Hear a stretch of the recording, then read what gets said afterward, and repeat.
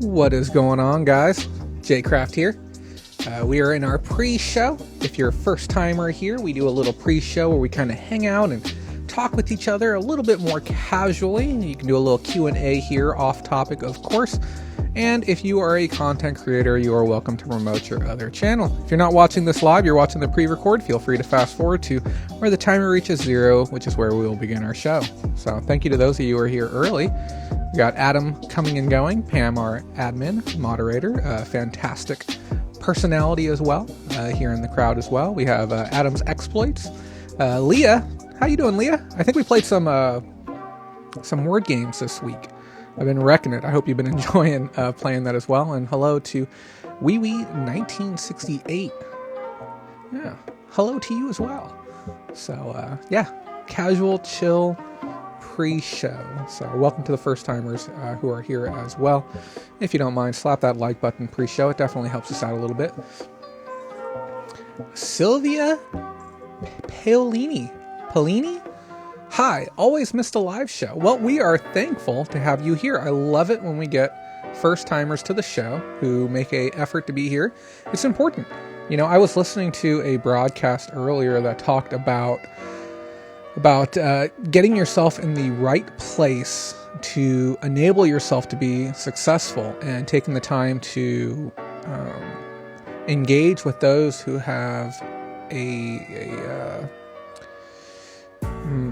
engage with those who are making an effort to make your life better or make your life easier or make your life more fiscally sound. So I find it interesting that there's certain people who've watched my show for over a year now who've never caught it live. And I understand maybe you got another personality you prefer and you want to go check them out while it's live. But, you know, we try really, really hard here to try and get everyone under one umbrella. So I'm real happy that you're here tonight, Sylvia. Thank you for taking the time to be down here. We've made some changes too. This whole show is formatted a little bit differently. I changed how the slides are going to be working on this show. For this episode, I've changed some of the camera formatting. I don't know if you can notice, but the camera's actually been brought up about 4.5 inches. So the aspect ratios are different, and then we brought the entire setup further this way. So you might notice there's a little bit more wall here, and we even got a little tripod sneaking in the corner. There we go. Much cleaner. But yeah, we changed a few things. Pat, present and accounted for. Fantastic. I gotta get my chat on screen here. I think we might just full screen this bad boy so that way I can just look dead on at it. But yeah, we made a few adjustments, and we're still waiting to get the new camera. We had a new mic come, but if you're not following the Facebook group, you can see how that... I was so upset about that mic that got delivered in the other day and the condition on it. We're going to be talking about that during the show as well. We got Lee James in the audience as well. Thank you for coming on through. And if you haven't, click that like button. It does help us out. Pleasure as always having you here, too. I think Lee might be one of my new favorite patrons. He goes like well out of his way to share my content, share my events, and says nice things about me. So I truly appreciate you being on board. You know, I think so highly of those who help support what I'm doing, like even beyond like monetarily. Monetarily is fantastic, but those who just spread the good word, and because what they're doing, they're an extension of what I'm doing. They're saying that, you know, hey, this guy is doing something to help me, and I want to help other people with that help. And I think it's just so valuable to be that type of person who is making that extra conscious step to go and help others. I just think it's fantastic. I love being surrounded by people like that. And those of you who don't know, like, I do have a plan for all of this. Like, in the next 2 years, I want to get cross country. I want to meet everyone. I really do. So he says, thank you, Jay. Appreciate you, man. I try to catch the other shows on Wednesday and Friday nights. Yeah, you know, there's a handful of other shows. There's other things that I did this week, and we'll be chatting about those too, so that way those personalities can get a little bit of credit as well.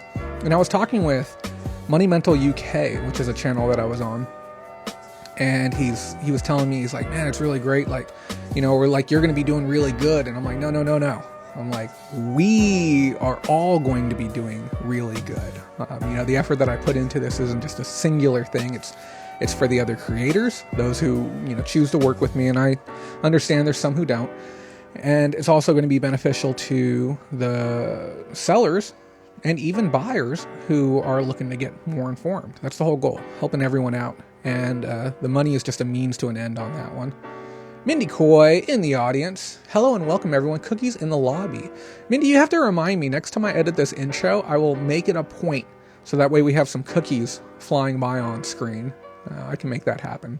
And I went through and I was going to try and put in some new music because I know some of you guys had griped about the music, but I was having such a nightmare getting that sorted out, and the rendering was already taking forever. And those of you who don't realize, every single time we get a new patron, that image that I show that showcases all the patrons, which I don't think I loaded in. Dang, now that I'm thinking about it, I did not load it in. We're gonna have to load that in here after the show starts because there's no way for me to leave this screen without screwing that. Well, maybe I can. Here, let me see. Add image. Create new. We're gonna call this one patron. I'm doing magic here on my end. Browse. I think it's in my downloads. So yeah, every time we have a new patron, I have to edit this image. It's covering the whole screen, I know. Transform, fit the screen. There we go. Look at that. Here we'll just put this. We'll put this up here for now, so that way you guys are seeing this in real time. This is how this operates for me. And I've even had people say like, hey, like who do you have doing your stuff? Like how, who built this for you? Yada, yada, yada. And I'm like, nope, built the whole thing myself. Did it all from scratch. So we are changing the way we're doing our slides today. So it's going to be a new format. It's not fully fleshed out because, we need more gear, but I just kind of wanted to see how you guys liked it. It wasn't necessarily any easier. It's just going to be a little bit different tonight. And I just want to say, tonight's show is going to be a very casual show. There's something about having done 2 shows back-to-back, Monday or Sunday and Monday, the reshoot on Monday. If you didn't see the Monday show, it is a unique show, separate from the one that was filmed on Sunday. I do recommend you watch it because we covered a bunch of stuff. But yeah, not getting that extra day off during the week really changed how I felt today. And those of you who don't know, I usually kind of cruise into Sunday super slow. I'll take the first half of Sunday off usually, all the way up until about 11 o'clock. Wake up at 6, take it off till 11, and then I work from 11, starting the show prep, or continuing the show prep from the week until the show ends, and that'll be my 8-hour work day. So it's an interesting Sunday. Who else we got here? Peggy Brown. Hello to you, Peggy. Lee saying getting ready for a great show. Yeah, thank you. Her Finds, Callie in the house. Thank you for being here tonight. Always a pleasure. We got to get another phone call going too. It was great fun talking with you last time we did talk. I just love your that New York, that bite. I need a little bit of that. It gives you a certain level of ferocity in business if you get off the phone with somebody from New York. And also your friend, he did message me the other day regarding using some of the content for his brand. We were supposed to have a phone call. I didn't hear back from him. Maybe give him a poke for me if you could. And that same type of content, we might even be able to do something with Roger as well. Thank you, Roger, for being in here too. Roger, Key Web Co. Give him a nice hello. If you haven't checked out the Key Web Co brand, there's a lot of stuff going on there. A whole range of products that he works with, and he also does web development, app development. If you're looking to get something done, check out Key Web Co. I don't know. Let me check your channel out. I don't know if you have any content on there yet. Go to channel. So Roger, if you haven't, let me see how this loads up. He does have some content up. Yeah, so if you haven't, check out Roger's channel. And yeah, he's got a new live show that he just launched. That might be something that you may enjoy. Go give him a subscription. Adams, don't get loady during the show. Jay, I don't have no clue what you're talking about, but I'll make sure I don't. Shazad, thank you for being in the house. It's about 11 or 12 o'clock where Shazad is right now. He says, hi guys, I will have to catch this tomorrow. I don't blame you at all, but thank you for popping in for just a moment. Deals, Meredith Deals, hi y'all, hello to you as well. Robert Swan, good evening to everyone. Good evening to you as well, Robert. Always a pleasure to have you. And I think Robert is one of our newest patrons. We've updated him to the sheet as well. I think he's the most recent one. You'll get a personal thank you after the show starts, top of the hour for that. I should at some point bring up my notes, right? That might be helpful. And bring up my note. I was wondering, why do I get to see so much over here on this other screen? And hopefully me having adjusted the screen height means that we get a little more eye contact. It's maybe a little more of a personal experience. But we're going to be playing with a lot of stuff over the next little bit. Let's keep it at 240p resolution. Roger says, I am now live streaming. Cool. Cool. I can't encourage people to go check you out right now because, you know, a little conflict of interest, you know. Adams corrects himself. He said, don't get loaded during the show, Jay. I don't ever drink. I got my my Starbucks, not sponsored Starbucks. Taco Stacks says, USPS keeps going up and it's driving me nuts. Yep, you might not like tonight's announcement. Long story short, we have a new divisor, and we also have dim ship coming to zones 1 through 4. And if that meant nothing to you, hopefully within the next hour it'll make crystal clear sense. I'm going to check out your channel just because you're a verified user. I'm real curious about that. I don't even know if I've gone through the process of verification either. Holy cow. What a channel. Taco Stacks, I'd love to work with you at some point in time. That'd be really, really great. Maybe, if you wouldn't mind, here's my Instagram. I'd love to be able to do something with you. We got some really interesting affiliate action going on as well for someone your size. Some stuff that we're going to be launching in the UK that might be really good for you here domestically as well with a channel like yours. So thank you for taking the time to pop in here tonight. It's always great to see large creators popping on by.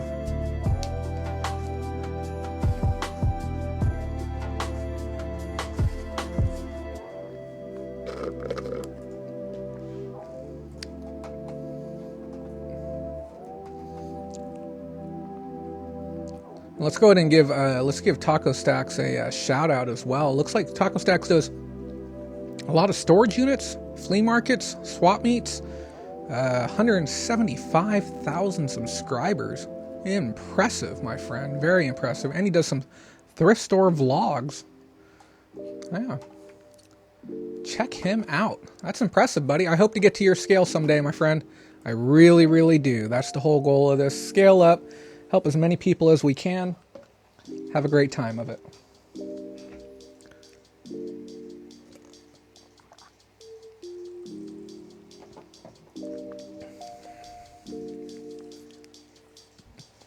Yeah, you know, Sylvia, that's the thing. You know, when I came into this, I knew of no other creators. I hadn't watched anyone, and even as of now, I'm very, very, very selective as far as which reseller content that I watch. There's just a lot of it that I don't really connect with for one reason or another. I just don't connect with much of it. And then there's also a lot of ones that I've checked out that just have really, really bad information. And like I said, I haven't seen anything at Taco Stack, so I don't know. I'm just saying, like, if you like reselling entertainment, maybe go check them out. But yeah, it's there's just, I don't know. I try and do my own thing, not get too influenced.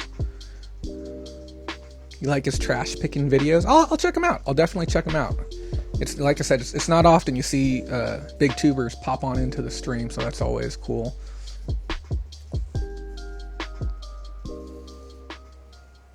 Oh, we're up on our last song, guys.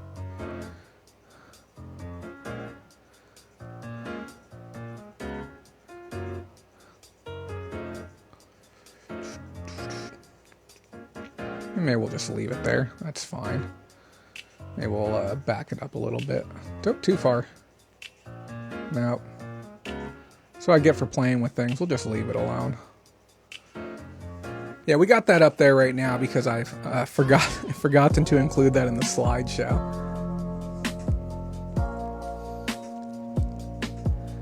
Pat says, has been brought to my attention that I am not a normal eBay seller, so most of the content that these people are teaching does not apply. Yeah, you do things a little bit differently, that's to say the least. A lot of us, I use the phrase everyday picker, where we're actually going out and we're going to yard sales and swap meets, trade shows, running ads online. We're doing just the kind of regular old grind to be able to get our items. And it seems like you're in a different boat with what you're doing. So,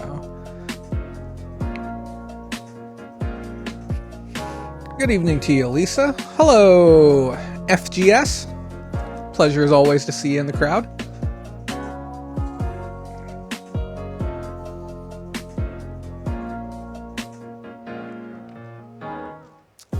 There goes that crazy one. Look at that. I still don't know why that's messed up, but the amount of stuff I'd have to go through to correct that is insane. So we're just going to leave it as it is for now. We got Donna in the audience. Hello again as always. Kiki Mom in the house from Oregon. Matthew Eason. The one and only. Good to see you again, buddy. You have some messages in your inbox from me on Facebook, I believe. I know you had a busy week this week, so whenever you get a chance, just check it out.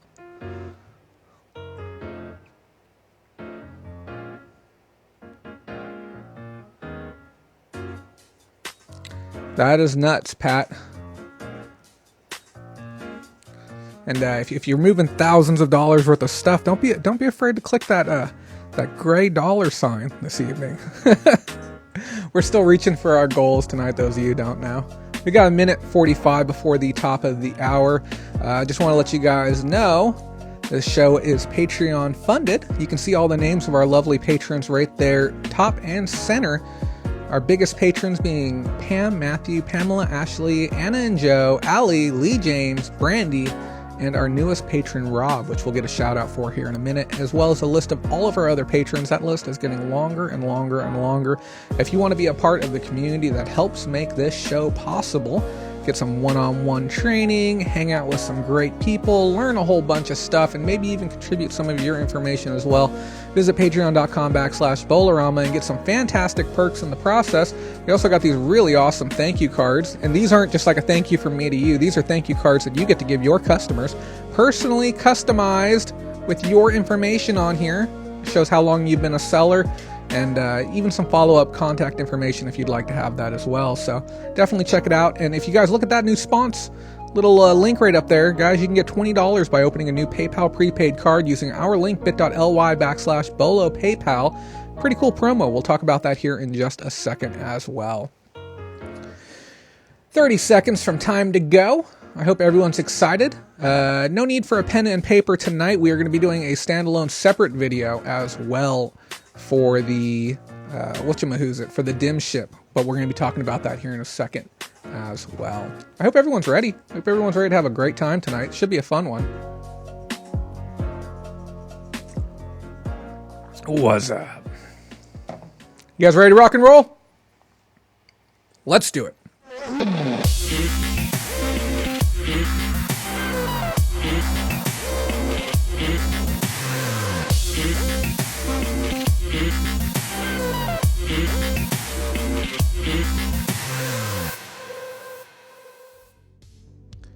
What is going on, guys? This is Jay Kraft with the Facebook group Bolo Roundup Pickers Lounge, coming at you live from beautiful Bakersfield, California. Today is May 26, 2019, and I know I say this every week. I say we have a heck of a show in store for you, but this week it's going to be really interesting, and I do my best to try and keep it diverse each and every week, bring you some interesting tidbits from around the internet, news that you might have missed, or news that was misreported by other sites or even video makers. It's unfortunate when that happens, but I'm here today to try, as always, to disseminate those falsehoods that I found on the internet. Today we're going to be looking at a handful of very important issues.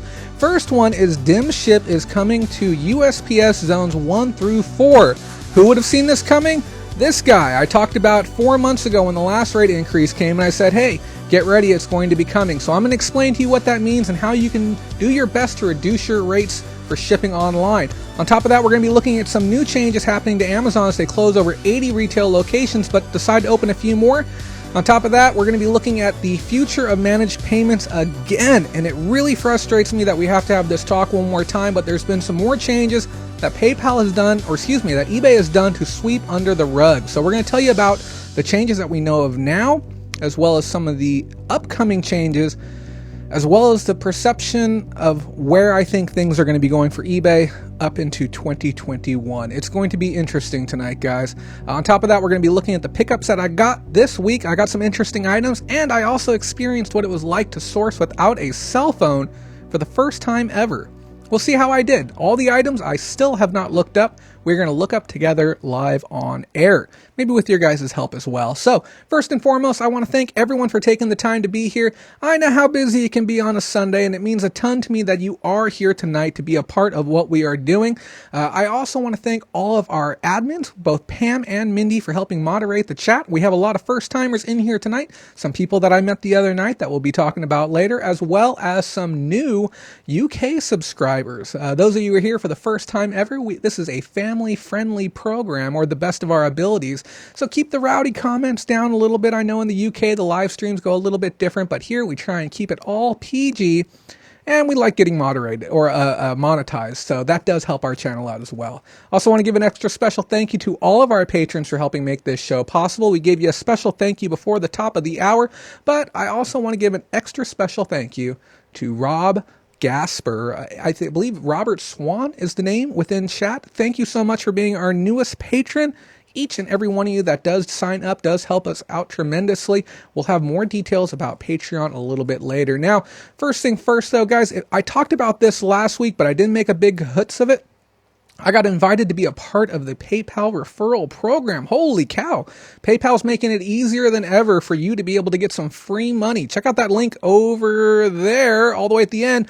bit.ly/Bolo PayPal. Now, I know what you're thinking. You're like, Jay, I don't need a dang PayPal MasterCard. A lot of people don't realize the power behind one of these PayPal MasterCards.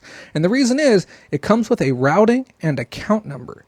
Okay, so if you ever thought about doing something with a reoccurring payment, if you have things going on with direct deposit, you want to get your tax return a little bit quicker, but you don't want to use your primary bank account. Let's say you want to be an Amazon seller. Let's say you want to use Amazon, but you don't want to use your bank account for it, and you want to get a routing and account number. There you go. A PayPal prepaid MasterCard is your ticket. And if you sign up using that link and you deposit at least $40 or you set up your direct deposit, guess what? You get $20 and the show gets $20 as well. Full transparency. That's how we can help promote the show. I can give you $20. I can get $20. All you got to do is throw $40 on a card. It's just that easy. But I'll tell you, I have a PayPal prepaid card myself, and I use my routing and account number for that exact reason. Or let's say you're going someplace like one of those car wash places where you have the monthly thing, but you don't want to give out your primary account's information. You can give out your prepaid information. It's like having another way to be able to benefit from all the things that have reoccurring payments, but not having to leave a huge positive balance in there. Also, if you're like me and you're an Amazon merch sellers, anyone out there, this is a great way to be able to funnel your money in as well. It's interesting. It's real interesting. So definitely check out that link. It's completely free to sign up for the card. It does cost $5 a month to be able to have it. I think it's a small price to pay. Most of us pay more than that at our traditional banks just to keep those bad boys open. Now, last week on the show, we covered a bunch of important stuff too. We talked about how Amazon is giving out $10K to people who want to start their own business. We talked about some crazy weather systems that are happening here in California and what you need to do as a reseller to be able to, try and mitigate the weather issues. And then we also had the premiere of the Debunking Myths video. I can't say myths, plural. I don't know if anyone else struggles with that. We got a $1.99 super chat in from Roger of Key Web Co. He said, tip someone at eBay.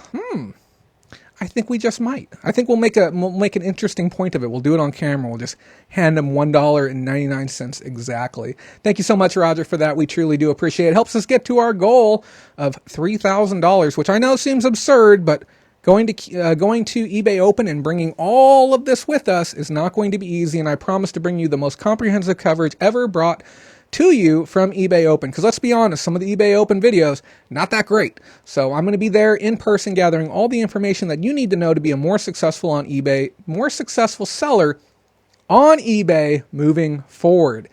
So yeah, this week, guys, I was in a whole bunch of places, and I always like to let people know where they can find me.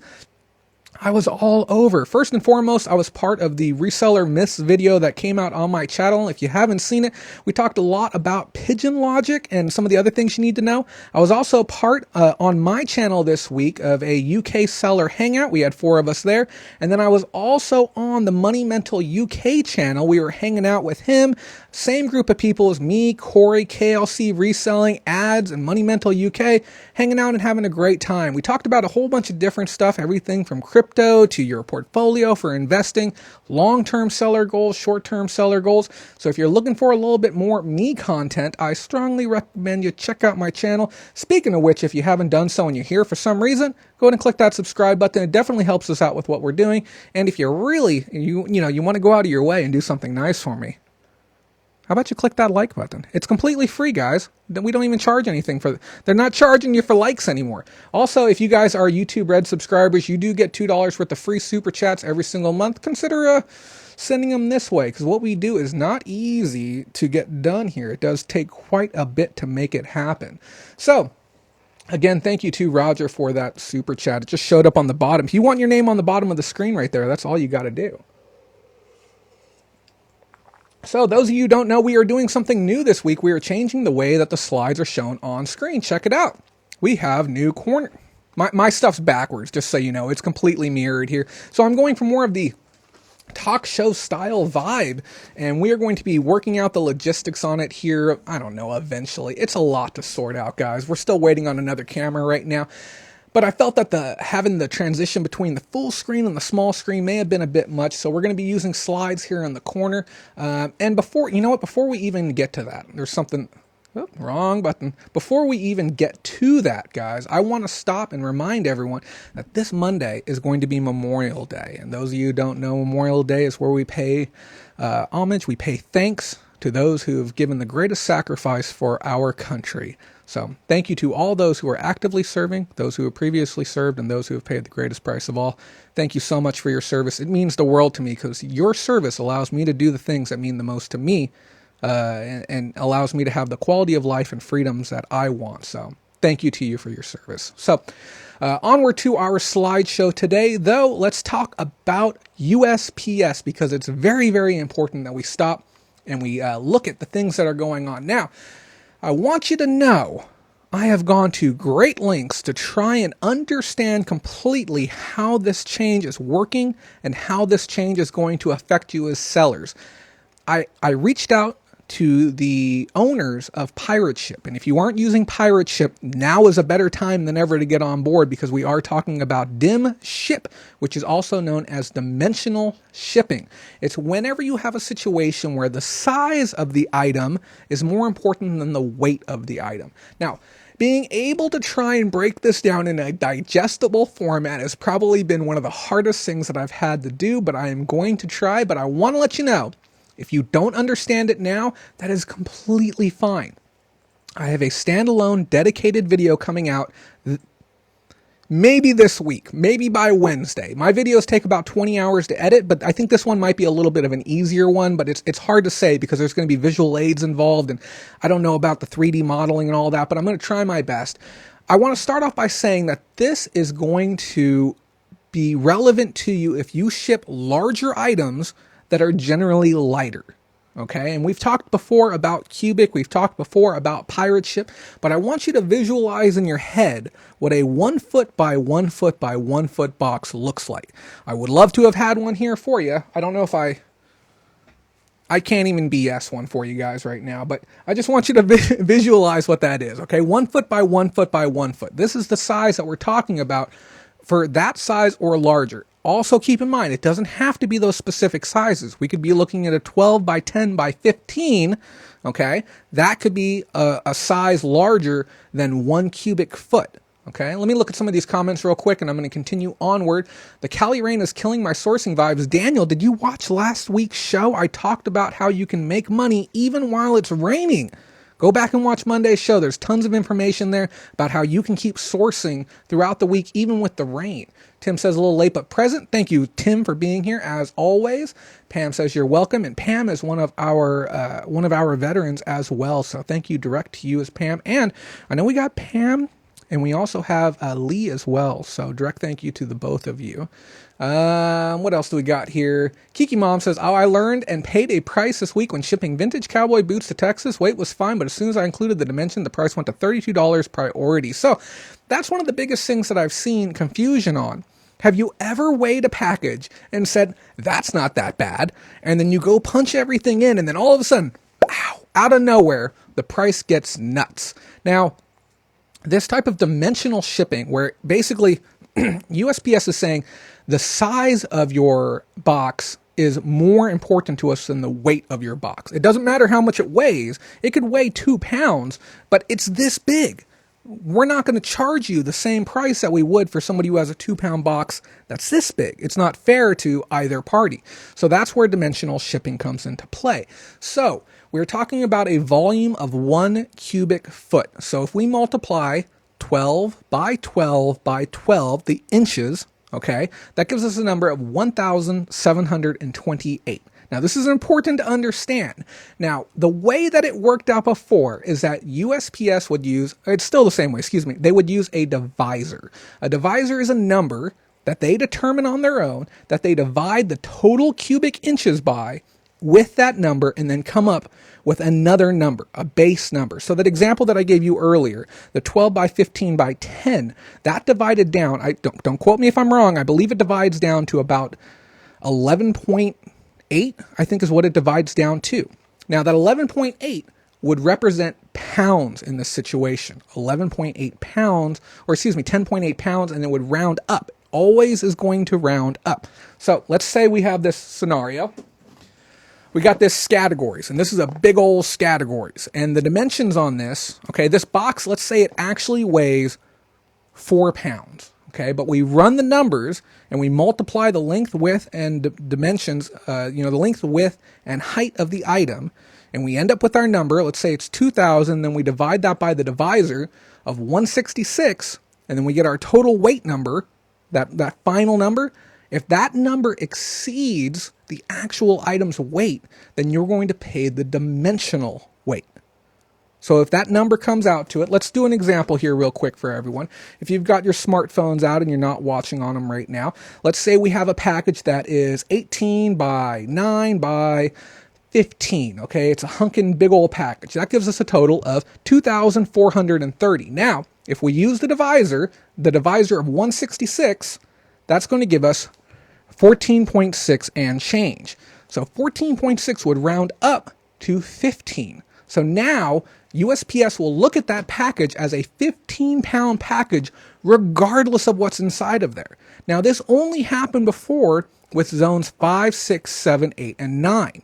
Okay, so when you had a situation where you were going, I believe it's roughly 750 miles or more, maybe 1,500 miles or more. I haven't looked at the range charts in a while and the reason I say that, let's say you look it up, okay, and your package happens to be that far away, that many miles away. How is that information going to benefit you? It's not like you're going to be able to go to USPS and negotiate your rates or something. So that's why I don't get too far into the specifics of how far away a package is. Somebody's just going to order it and you're going to end up having to ship to them. But we're going to talk about reduced cost alternatives and ways to bring that cost down.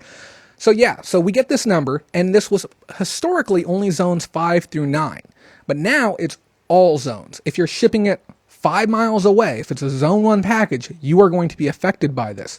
The change, I believe, is coming towards the end of June. I don't have the date up here because, again, guys, we're not going to be able to change anything. We're not going to be able to say who we can't ship to. We're not going to be able to slow down the hands of time for this change coming. It's just going to come, okay?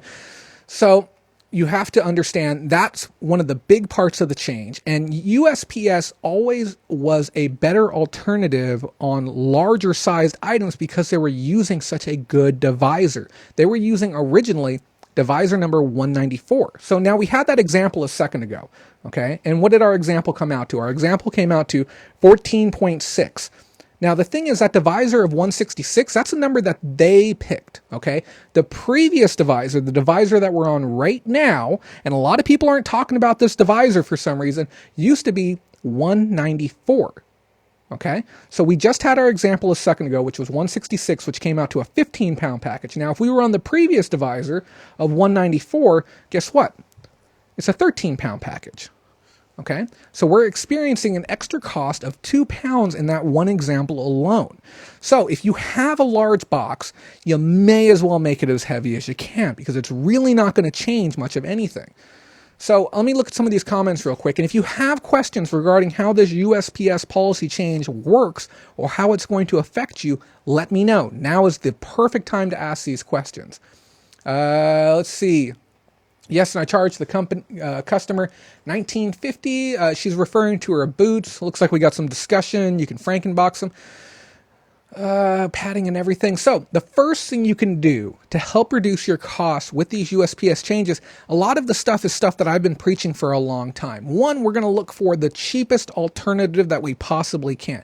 These changes are going to be affecting priority shipping. If you're in a situation where you can get away with using an alternative, whether it be Smart Post or a non-priority option that may be cheaper, go for it. Now, I want to tell you something too. Again, why no one is talking about this is beyond me. FedEx and UPS had a divisor of 166. They went ahead and lowered their divisor down to 139. Now, that doesn't seem like a big difference, okay? But let's look at our example again. It was just 14 point whatever, which was a 15-pound package. Now it's 12.5 with the previous divisor. If we use this new one from FedEx and UPS, we're looking at a 139 divisor. Let me pull that in real quick. So that actually makes it a 18-pound package based on UPS and FedEx. So all the industry standards are changing. It's not a matter of them saying, oh, we're going to up the rates, because that's what gets people upset. If somebody comes along and says, hey, USPS rates are going up, what's the first thing you do? You get upset. You're like, why? Why are they going up again? But if they want to be sneaky, they go through the back door, and that's what they're doing right now. They're not saying we're going to raise the rates. We're just going to change the way that we calculate how we charge you for packages. It's no different than when, what was it, Hawaiian Airlines? They said, oh, no, our prices are staying the same, but you're going to pay a different amount if you weigh more. So we're going to base it on the weight of you and your luggage. But, for most people, they're not going to be affected by this. And the reality is, yeah, okay, sure. Only a couple of % of packages for the average eBay reseller are going to qualify. But I know there's some people out there, there's some people who are watching right now, who a majority of your packages qualify for that oversized. I was looking at Ryan Tyler, I think that was his name. Somebody that I go back and forth with. We debate on everything from avocado toast to broken Xboxes. We've bickered about everything under the sun that you can imagine. And he was trying to tell me that, like these large items are great. And I see his post. He's got like a toaster oven, DVD, VCR combo. If you're shipping those DVD, VCR combos, and that's one of your primary money makers, yes, this is going to affect you. So he shows me all these large items. I'm just watching his margins absolutely evaporate. And if you think that this is bad, we're going to be talking about the price increases that are coming to eBay here in just a second. I am horrified right now. And this isn't me just being a sensationalist just for the sake of it. I got a camera in front of me and an audience watching me, so I'm going to do everything I can to get them riled up. I am genuinely worried about the future of reselling on platforms like eBay. And I've been racking my mind trying to come up with viable alternatives. Now, we've talked before about Prairie Grit. Obviously, I think they're a fantastic company. They're scaling. They got a UK expansion in the works right now. Really pleased with that. And we've talked about the viability of using Amazon as well, and saying that it's going to be the backbone of anyone's business moving forward in the future, and the importance of diversification of your portfolio. And then I believe it was Mindy or someone had come to me and talked about how valuable local sales were, using Facebook Marketplace as a tool to be able to move more inventory going forward. The biggest problem with changes like this is that buyers don't understand the impact that changes like this have on the market, that we lose a lot more ability to negotiate. We lose a lot more power when it comes to taking returns. Because when you send an item out and it costs you $45 to send it to somebody, and it might be a $100 item or a $120 item, you cannot afford to take a return on that. Okay, you lose the power to be able to handle customer service issues. When historically, even if we just go back 4 or 5 years, we can look at that same item and we can say that was a $15 ship cost, that was a $20 ship cost. So there's multiple ways that USPS will mick the numbers and game the system to really hose the end consumer. And this all branches back to the US government and how their hands are tied with things like pension pay, and how they're required to pay into the pension now, and we, the American people, okay, happen to be the ones burdening the cost of this. It's the specific actions taken by the government, and don't get me wrong, love our government. It's specific actions taken by our government and policies that have been put into place that are costing us money right now. If you are upset about things like this, get in touch with the eBay Small Business Ambassador Network.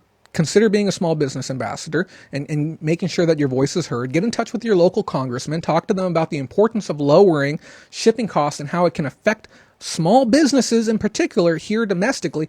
Make your voice heard on issues like this. I'm going to preach about this a little bit later, okay? It's not about what action you're going to take as a reseller in the future. It's about what action you are going to take now. And this isn't just about being up in arms regarding USPS. This is everything we're going to talk about tonight. If you're upset about managed payments, push back. If you're upset about USPS rate increases, push back.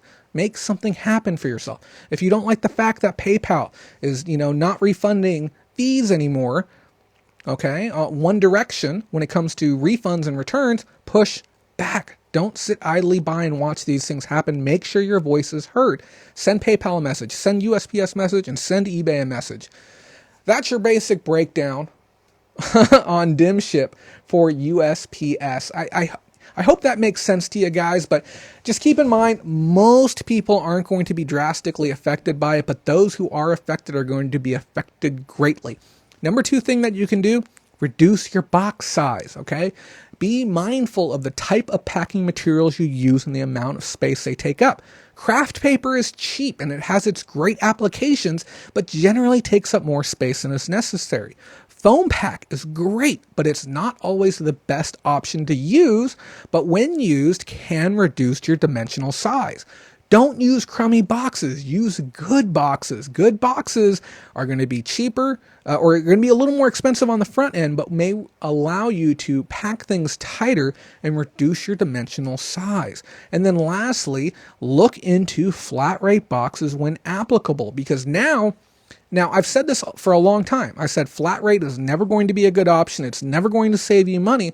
But now that we're seeing dim ship coming to all categories, make sure you have every flat rate available in stock. Flat rate envelope, flat rate legal envelope, flat rate padded, small, medium, there's 2 of them. Larges, there's 2 of them. Make sure you have all of them available at your disposal.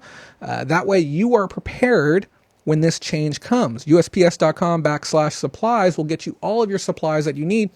And week after next, or possibly 2.5 weeks out, I will be doing my garage inventory pack and ship station breakdown, where I will be showing every single thing I have within my pack and ship station, everything I have within my photo station, so that way I can show you my workflow for bringing items in, photographing, testing, placing, and then the pack and ship process from front to back. It's going to take about 40 hours to make the video, but I think that it's probably about that time that I get a little bit deeper on some of the things that are important to what I do to make my business easier. Earlier this week, I saw a video go up where somebody was talking about the glorification of being a reseller and saying how a lot of people are going around saying it's so easy and you just go out and you can make a couple $1,000s, and he was pushing back and saying, it's not that easy. It's really not that easy. And I want to say middle of the line. When you first start out, like with this job, with any job, find me any job that you walk onto the site day one and you're an expert. Okay, with no experience. This job can be tricky because there's so many hats to put on. We got to pause real quick. We got a fantastic super chat in from Kiki Mom. This is a relevant discussion, and I appreciate the work you put into the Reseller Roundups. You know what? I appreciate you too. Let's get a little confetti action for that one. And we're working on getting some new gifts. Thank you so much for your contribution. If you haven't checked out our Patreon yet, I'd like to offer you a free month to come on down and check out what all the hype is about. We have so many great people, and I think that you would fit in perfectly. Those who contribute to the program and contribute to the system, you get it. And we want those personalities coming and joining us because it's such a fantastic group of people. This is what people don't understand, okay? If you're running around and you're in all these groups, you could be in 30 groups, okay? Most of them are going to be worthless. And it's not because the people there are not good. It's not that they're not good admins. It's not that they don't have the best of intentions. Some of them have bad admins. And I called them out on my group. Watch out for Debbie Womack. And I'll say it again. Admins that give out bad information cost you money. Bad advice is more expensive than good advice. Okay? Remember that. But if you can get to a place where it's all positive, imagine, just visualize, for those of you who haven't done this before, imagine going to a community where everyone cares about each other and everyone knows what they're talking about and you can get all the help you want. That's what our Patreon community is like. I love it. I love it so much. This is a genuine smile of joy here. We have some of the best people on the internet when it comes to reselling. Positivity, friendship, camaraderie. It's fantastic. Thank you so much, though, for that $20 super chat. That will go a long way, and I truly do appreciate it. So yeah, that's everything you need to know about dim ship. Keep your eyes open in the future. There'll be more of that. To continue on with that thought, though, he was talking about how hard it was. And I want to say it will be hard in the beginning, but if you're somebody who's watching now for the first time and maybe you've considered doing it, maybe you've thought about scaling up a little bit further, there is no better time than right now to take the plunge and move your business further along. Don't be afraid of the hard work required to succeed in this industry.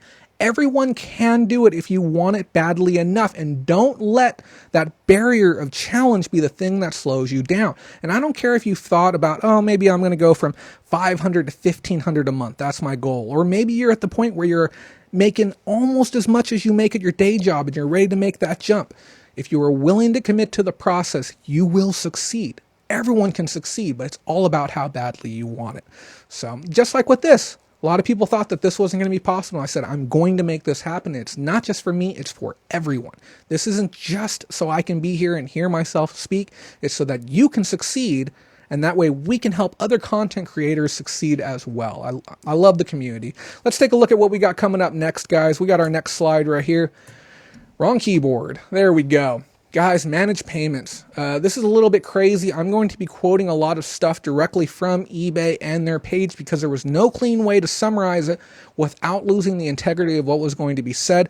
There is a small chance that I might get agitated. I started reading this and it really upset me. Some of the things that they're saying regarding managed payments and the fact that they didn't tell anyone. Okay. Usually when they do their updates and their policy changes, it's a little more transparent. They'll do the seller updates. They'll do something. They didn't tell anyone this time. And those of you who don't know, they have a dedicated site for news briefings. So anytime anything big happens, they just post it on their site. It's separate from the eBay site. It would not have been a difficult thing for them to do this with this thing.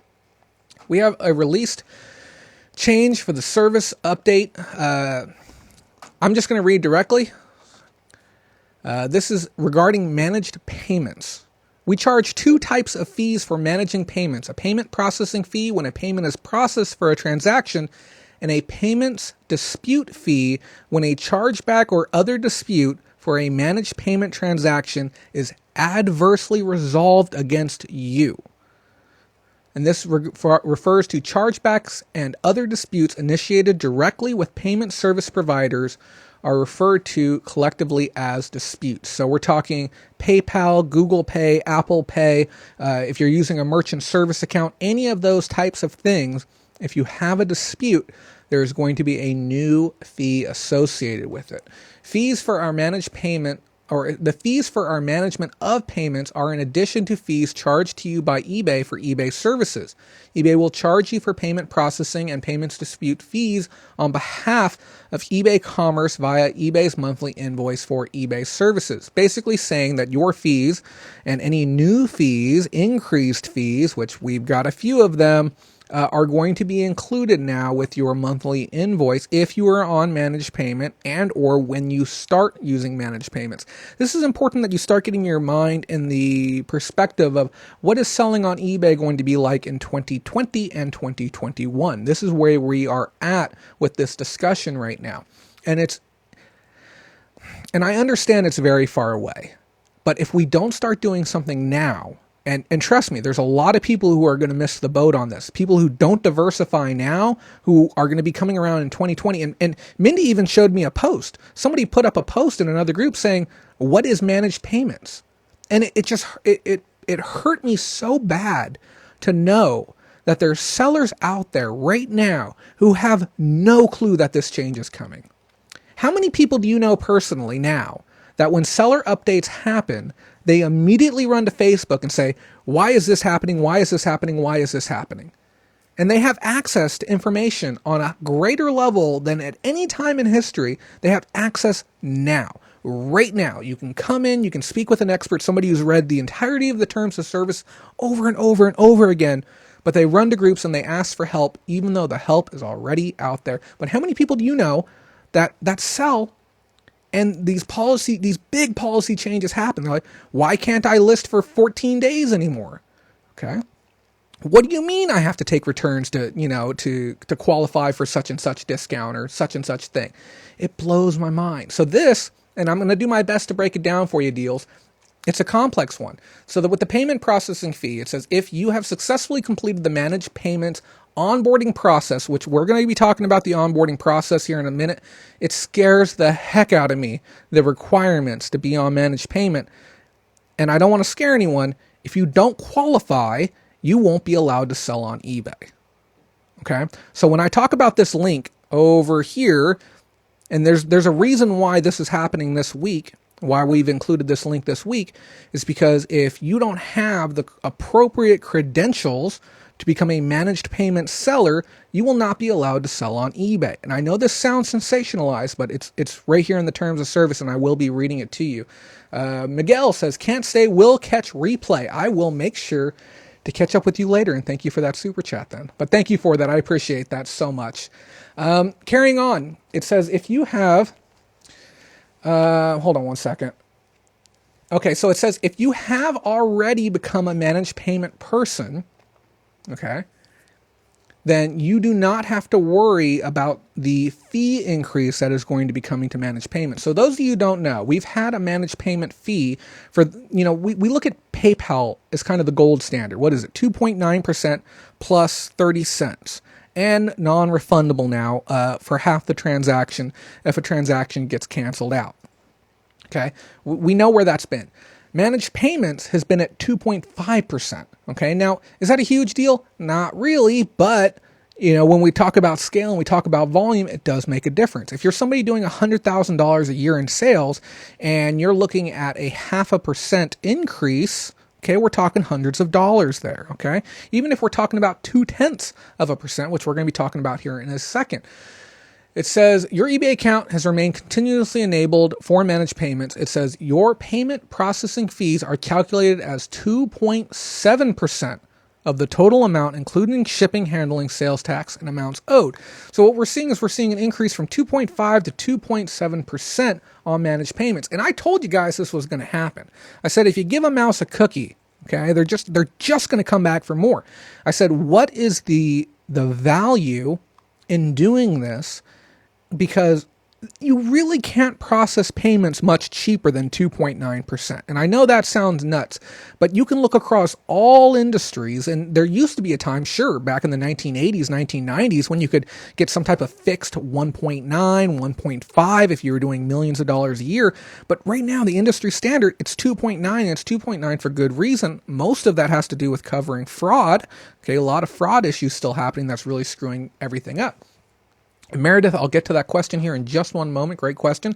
So now we're seeing the increase from 2.5 to 2.7. And I said before, what is to stop eBay from getting right up behind PayPal? They could go to 2.89.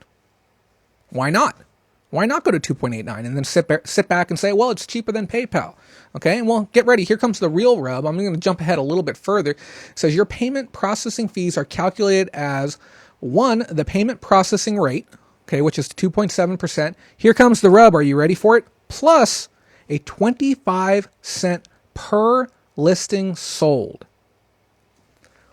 What the heck, eBay? What are you doing here? Okay, we remember when we said, oh man, it's going to be great because, it's a 2.5%. You don't have to pay the 30 cents per item. But now you got to pay 2.7% plus a quarter an item when you get on to manage payments with eBay. What's the point of this? What is the point? Like, I get it. Okay, eBay, great. Bravo. You get to make an extra $2 million or $2 billion with the B dollars per year by bringing your payments in-house. Whoop-dee. But why are you screwing the seller? Okay, why do we have to take the brunt end of this? Now, it gets a little more disgusting than that, okay? Because it's per listing sold. Did anyone catch that? There's a big difference between per listing sold and per transaction. Okay, so if I load up my cart and I have 4 items from the same seller, okay, that's not one transaction. Okay, that's 4 items sold. That means that seller is going to pay $1 on top of their 2.7 cents, which means what? Which means that if we have a small enough transaction, it's more expensive to sell with managed payments than it is to sell with PayPal. Why is this happening? Why are we seeing the rub like this? Okay, there's no reason for this. It's really just jamming it to the seller right now that they're doing dumb stuff like this just to get a little bit more money from us. Like, I get it, okay? You've got shareholders that you got to make happy. And this is like open letter status to eBay. You got shareholders that you got to make happy. You got Elliott management breathing down your neck, encouraging you to make policy changes. But why do you have to pass it on to us? Okay? Pass it on to the end user. Don't make us have to deal with it. You know, Amazon generates their extra money so that way they don't have to stick it to the sellers. Okay, they optimize their warehouses. They reduce their staff costs. They make strategic M&A. They're just smart about what they do to lower costs so that way it doesn't affect their sellers, because they understand that without their sellers, they don't have a company. And I'm worried that eBay is going to ride this till the dang wheels fall off, and it really upsets me. Adam says it's greed. It says Beth says bring out the pitchforks. Yeah, it's really scary. Yeah, and Mindy's highlighting that point. Per listing sold. Jane Miller says, and we will have to pass it on to the buyers. But how? How do we pass it on to the buyers? How do we make the buyers pay this extra cost? Because we can only compete with where the market's at, and the market will not adjust for this. We won't have, you got to keep in mind what Devin Wenig said. We're talking about millions of sellers with billions, with a B, listings on eBay. How do you make it so that way everyone adjusts their prices up a quarter? You don't. What's going to happen is the same thing that's happened before. Items that we were able to historically sell because the margins were there are going to not be on eBay any longer. There's items that I can't think about them right now, but think about an item that you used to sell online when first class shipping was maybe $1.98 and your fees were maybe 10% total between eBay and PayPal. But now, because your ship cost might be $5.50 and your fees across eBay and PayPal are 15%, you no longer can sell. My minimum sell price when I first started eBay was $9.99. My minimum sell price now is $14.99. Okay? Just to show you how much more of the pie is getting taken by eBay or taken by PayPal. Meredith says it seems like they are also going to change a fee per reversal, or if you need assistance, or even if you ask a question about seller. That's going to disgust me. Jane Miller says, if I had a nickel for all those things I used to be able to sell 15 years ago that I don't even look at now. That's 100% true. And we have to keep in mind, the walls are closing in on sellers now. And and this is the thing, like, I get it, guys. I get it. We had Prairie Grit. We talked about Prairie Grit. I'm utilizing it. I understand it's a new market. Okay. But you have to keep in mind, companies like his are trying so hard right now to change the landscape of e-commerce because he sees what's happening to sellers here on eBay. And I still wish him nothing but the best. And I talk with the owner at least once or twice a week. But you have to be mindful. If people don't start making change now, things are never going to change. And we're going to continue to take it. We're just going to take it until the wheels fall off. And then we say, okay, well, now we have to go elsewhere. But because we didn't go elsewhere soon enough, that market won't be developed and we won't have anywhere to go. And I'm not saying PG is going to be the ultimate end all say all whatever, but we have to be ready to look at some other alternatives here soon. So carrying on. Okay, payment processing fees do not include any sales tax, which will be added to this fee on your invoice if applicable. Now, here's the disgusting part, guys. I got to take a breather for a second, but I'm getting worked up again. Now, the verbiage is very vague. So I'm going to read this verbatim, and we are going to have a moment of conjecture, and you can give me your input as far as your interpretation of what you're hearing. This is regarding payment dispute fees. Upon the conclusion of a dispute investigation and or re-presentment that results in you being found responsible for the chargeback or other disputed amount, this is scary.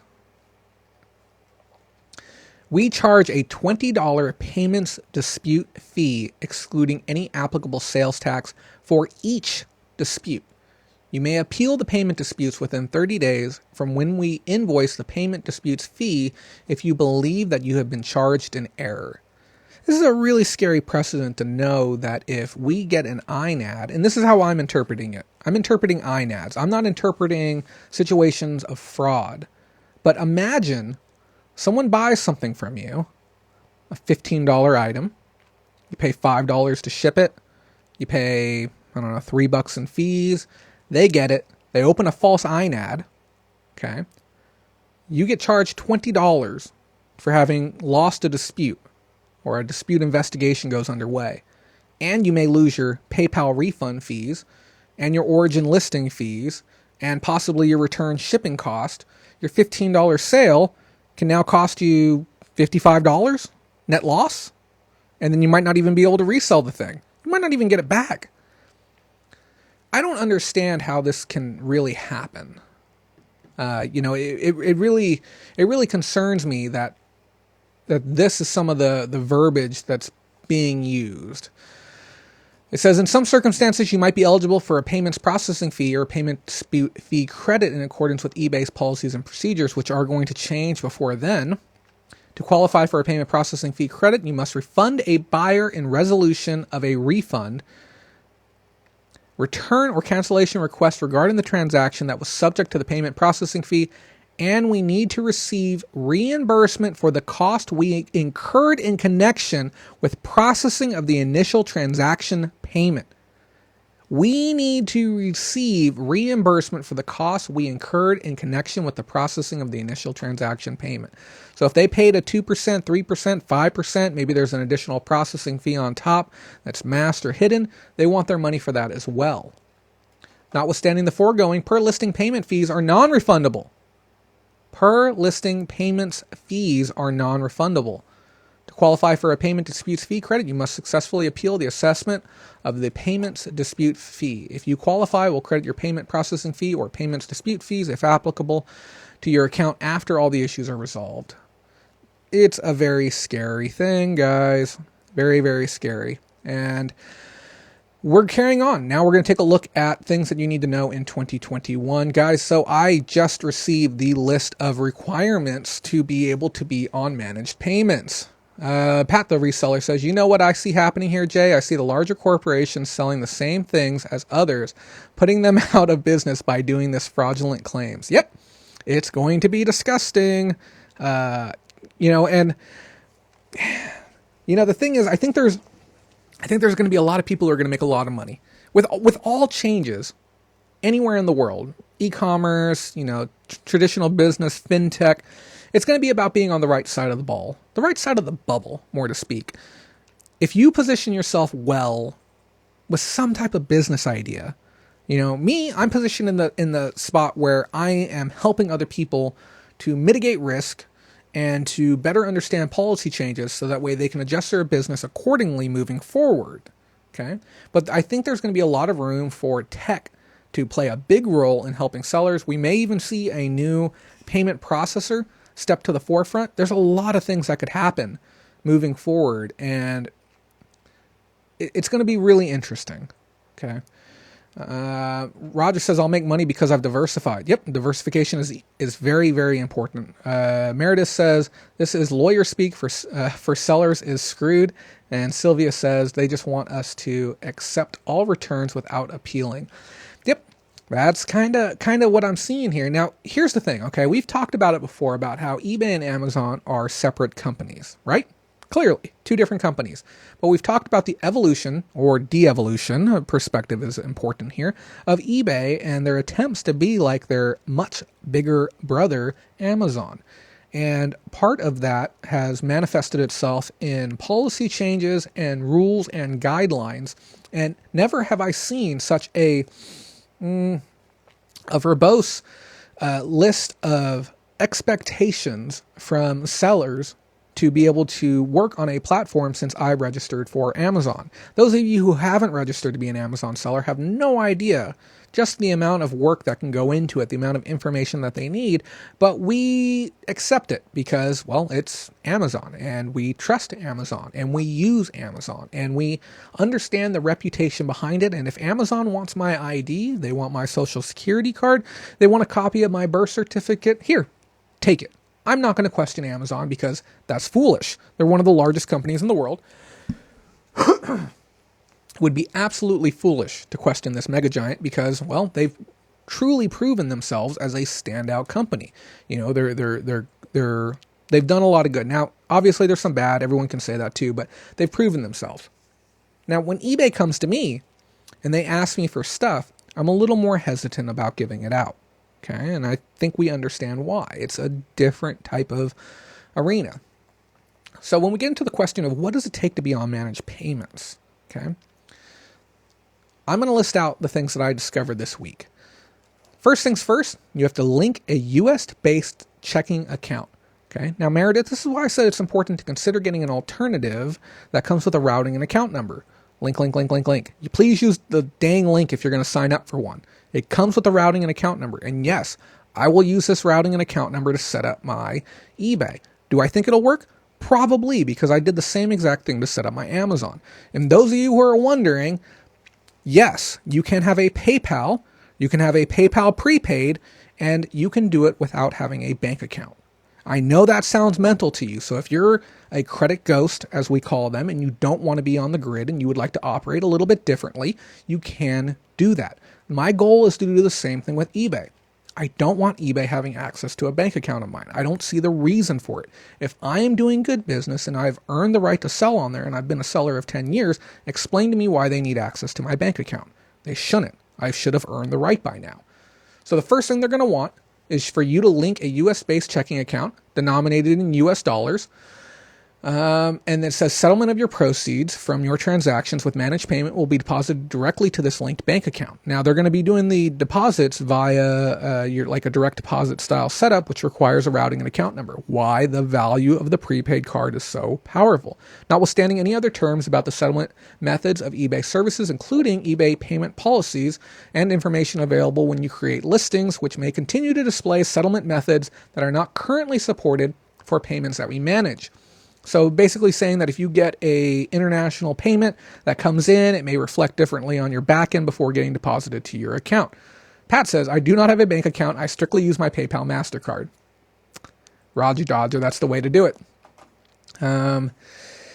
Disbursements to other settlement methods such as PayPal are not available at this time, which means we are not going to give you your money directly to your PayPal account. I will explain more about the workaround. If you need a workaround, I will teach you how to continue to get your money directly to your PayPal account. It's not that hard. And that's the thing.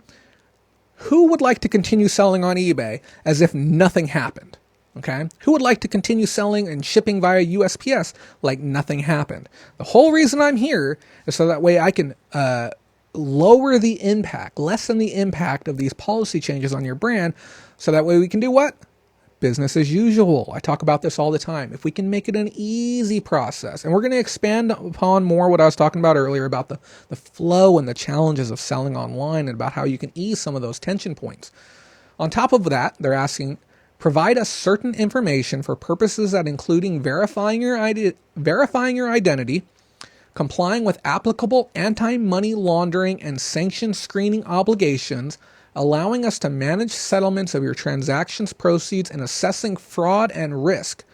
You understand that we will be unable to settle your proceeds or issue a Form 1099-K or required other tax documents if you do not provide us and update us as appropriate with accurate contact information and other requested data, which may, ready for this one, guys, buckle your seatbelts, okay? Which may in some circumstances include your full name, address, phone number, date of birth, taxpayer identification number, account information, and a form of government-issued identification such as a copy of your driver's license. You are authorizing us to check information you provide to us, including by verifying the existence of your bank account and obtaining reports from or comparing your information to third-party sources, which, in my interpretation of that, sounds like a soft credit check. Okay, they're going to use check systems to validate that you're not on like a fraud list or, you have previous issues, yada, yada, yada. Here's the fun. Here's the rub, guys. We reserve the right to close, suspend, or limit your account or rescind your access to manage payments, in which case your account would be reverted to its original state without managed payments in the event we are unable to identify or verify any of this information. We are not responsible for any loss suffered by you as a result of the incomplete or inaccurate information provided by you. Whoa. Okay. And Kim asks, is the same going to be relevant of Chinese sellers? And that's a really, really good question. And I wish I could give you the answer. And do you want to know why I can't? Okay, I'll tell you why I can't. Because eBay has restricted my access through a VPN, which is a virtual private network, to be able to access the eBay China website to be able to review eBay's terms of services. They've also restricted my access to be able to see the pricing for eBay China sellers to be able to sell internationally. But I did some digging. They don't pay listing fees over there. And I know that sounds disgusting, but that's the thing about it. We do not play on an even playing field with our international competitors. And those of you who have not seen my eBay revealed video, okay, you have to be aware of the fact that eBay is wholeheartedly helping Chinese sellers more than we're getting help by helping them reducing their cost, helping them onshore inventory to warehouses that they've helped establish here domestically, stretching some of the rules so that way they don't violate guidelines as far as ship time, and they even created the company SpeedPack so that way sellers in China have an alternative to e-packet shipping now that it's being pulled away after Trump made his moves to put a stop to that. So that's what everything right there, guys. They're going to be asking for a bunch of your information, and if you don't verify it, guess what? You don't get to sell online anymore, okay? And they said they want to make sure that you maintain the accuracy of your information as well. And here's the last one, okay? Comply with all applicable laws, regulation, rules, and terms of conditions in connection with the use of your eBay services. You understand that some third parties, such as credit and debit card issuers, credit and debit card issuer networks, and payment service providers may have their own terms and conditions for payment and settlement methods you choose to use in connection with the payments that we manage. And then it goes on from there to basically say that if your card company has a specific set of rule in place regarding a payment or a dispute or something to that effect, that eBay is not responsible for that. And even if you pay a fee over there, that means nothing if we feel that you need to pay a fee to eBay as well. What the heck, eBay? Okay. Any questions before I carry on to the next topic? We're going to be dialing it back just a little bit. We got a little bit of a fun story, and then we're going to be looking at some items that I picked up on the week. And when I say fun, I don't mean fun. We'll get to the fun here in a bit. But if anyone has any questions regarding managed payments or dim ship or anything to the effect, now would be a great time. We're going to be opening more than our wallet.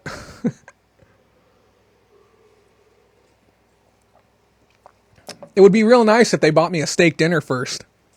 And I hope that some of you understand the joke that I'm getting at there that I can't say on air. Okay, looks like we don't have any questions regarding that. And you know what? Sometimes when I do this show and I get no questions asked, it makes me feel really good. Not that I want you to not ask questions, but it makes me feel as if though I've done a great job explaining it correctly for everyone. Real quick too, I'm just going to add the image in because I'm an idiot and I forgot to add it earlier. We're going to add that in real quick. Oh man, that is huge. Transform, fit to screen. I just want to pause and give a huge thank you to all of our patrons who help make this show possible. Guys, if you enjoy the spread of intelligent information and you want to interact with other people who do it as well, come join our Patreon, patreon.com/Bolorama, and for as little as 50 cents a day, or if you're a baller, $1 a day, and if you're a big hotshot baller, $3 a day, you can help keep us on air and help fund videos like this. Those of you who don't know, each one of these videos takes anywhere between 20 to 40 hours to produce, between research, slide creation, calling people, talking with people, just validating and verifying everything.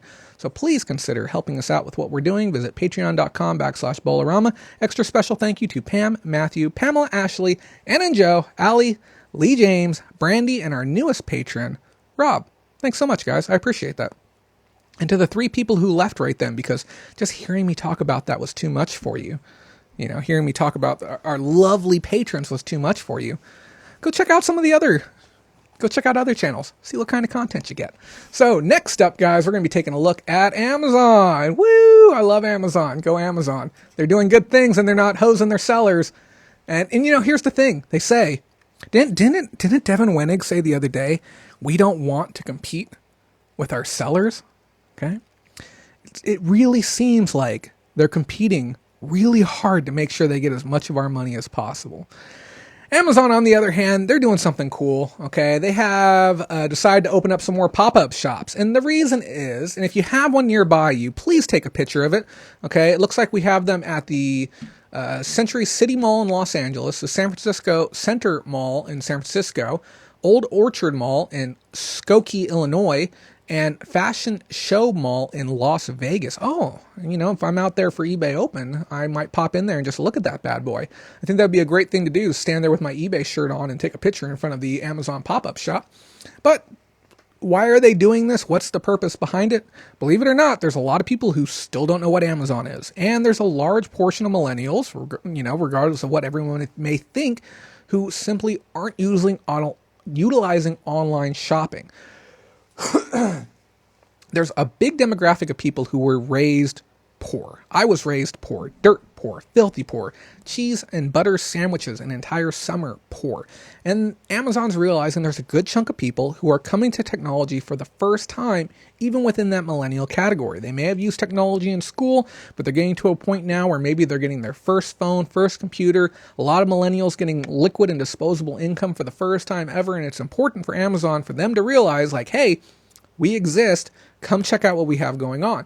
And they're creating these little pop-up shops that are going to showcase some of their most popular selling items on the site. Probably going to be a little more curated than just the most popular, but they want to get them in front of the eyes of the consumer, and they want to increase engagement, increase mindfulness of the brand's existence. I think it's beautifully smart. It's no different than when Amazon runs an ad in the newspaper. And you would think, why would Amazon use the most hired medium ever? It's because there's still people who read it, okay?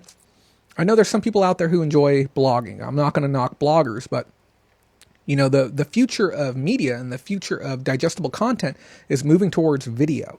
But that does not mean that there's no value in using blogs for advertising or increasing your reach or getting new people to come to the platform as well. Kiki Mom is saying no to wearing an eBay shirt to Amazon in Las Vegas. Oh my. I would wear, do you think I would get kicked out if I wore an Amazon shirt to eBay Open? Do you think they would ask me to leave or ask me to change? I think there might be a chance of that, but I don't know.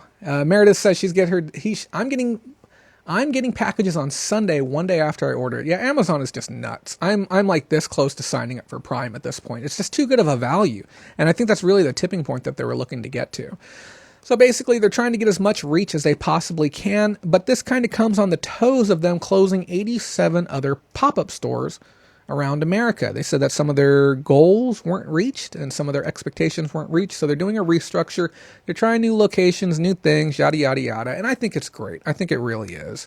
So that's our news for this week, guys. And, I hope you enjoyed the new format. Let me know what you think of the corner pop-up opposed to the full screen with the text. I always kind of found that when I got down into the corner, it was a little more difficult to get the engagement and I would have to pop back and forth. So just let me know what your thoughts are. If you prefer the old way, if enough of you do, I will keep making those slides.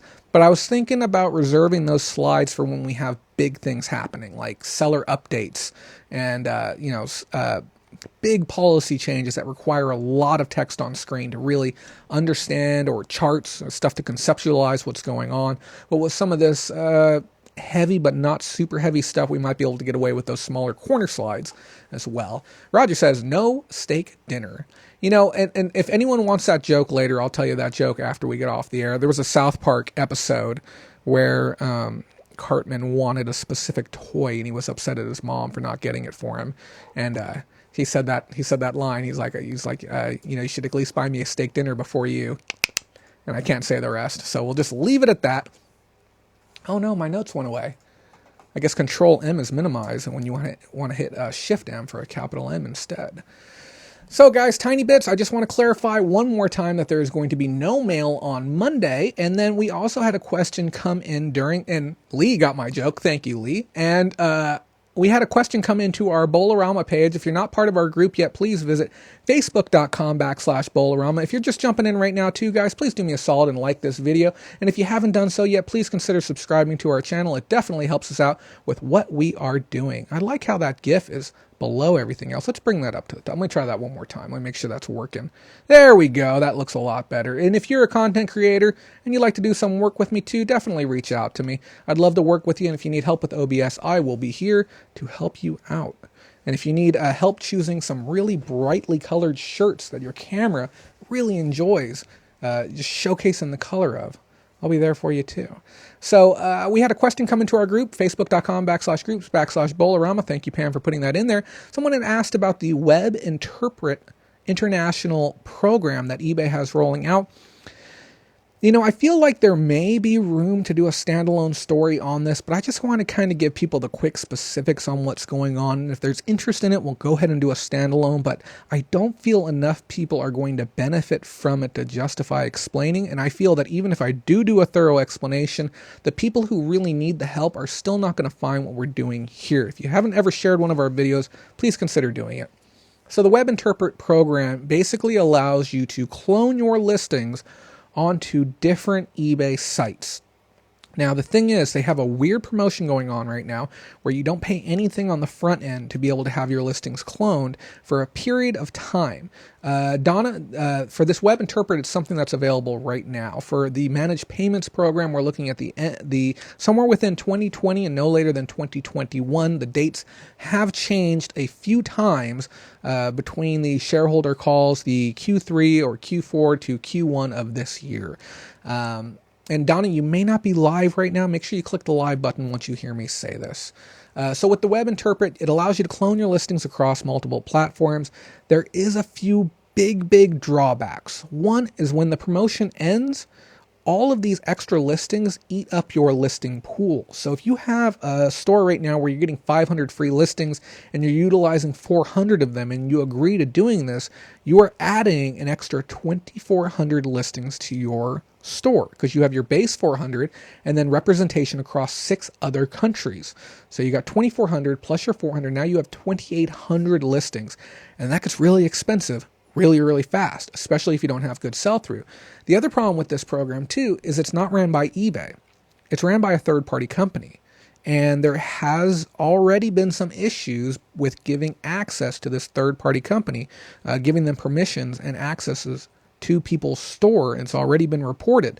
On top of that, there's been issues with scams and frauds within some of these countries because you don't have the backing and protection that you get with the Global Ship program. So with all those things said together, and it's something that we're going to continue to follow and see if it's a program that changes or grows up or anything like that, for now, I strongly recommend that you don't try it out. Obviously, your business is your business, and we advise that everyone do the best thing that you can for your own brand to be able to make as much revenue as you can, but I just want you to understand that if I'm not doing it, and I am a person who enjoys making money, hit that super chat button tonight if you haven't. And I'm a person who enjoys making money, and if I'm not using it, guess what? It's probably not the best decision to do with your brand.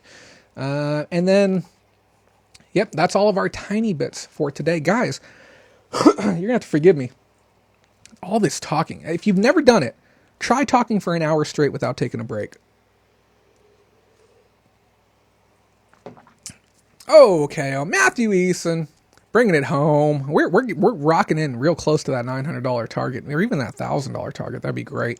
$5 super chat from Matthew. No comment left. I can read his mind. He was saying that he was thinking that he is such a great person for helping contribute to the show. Which, no, sorry, that's how I feel. Thank you so much, Matthew, for that. I truly do appreciate it. It does go a long way. I am looking forward to eBay Open. I'm going to crush it out there. We're going to have some fun. And you guys are coming with me. I promise you that. We're going to have a great time with eBay Open this year. If those of you guys don't know what I'm like live, if you think this is fun, wait till I got an extra mic in my hand and I can pass it off to somebody else. It's going to be very interesting. Guys, so I talked with you all last week and I said I am going to do 2 things this week. Do you remember what they are?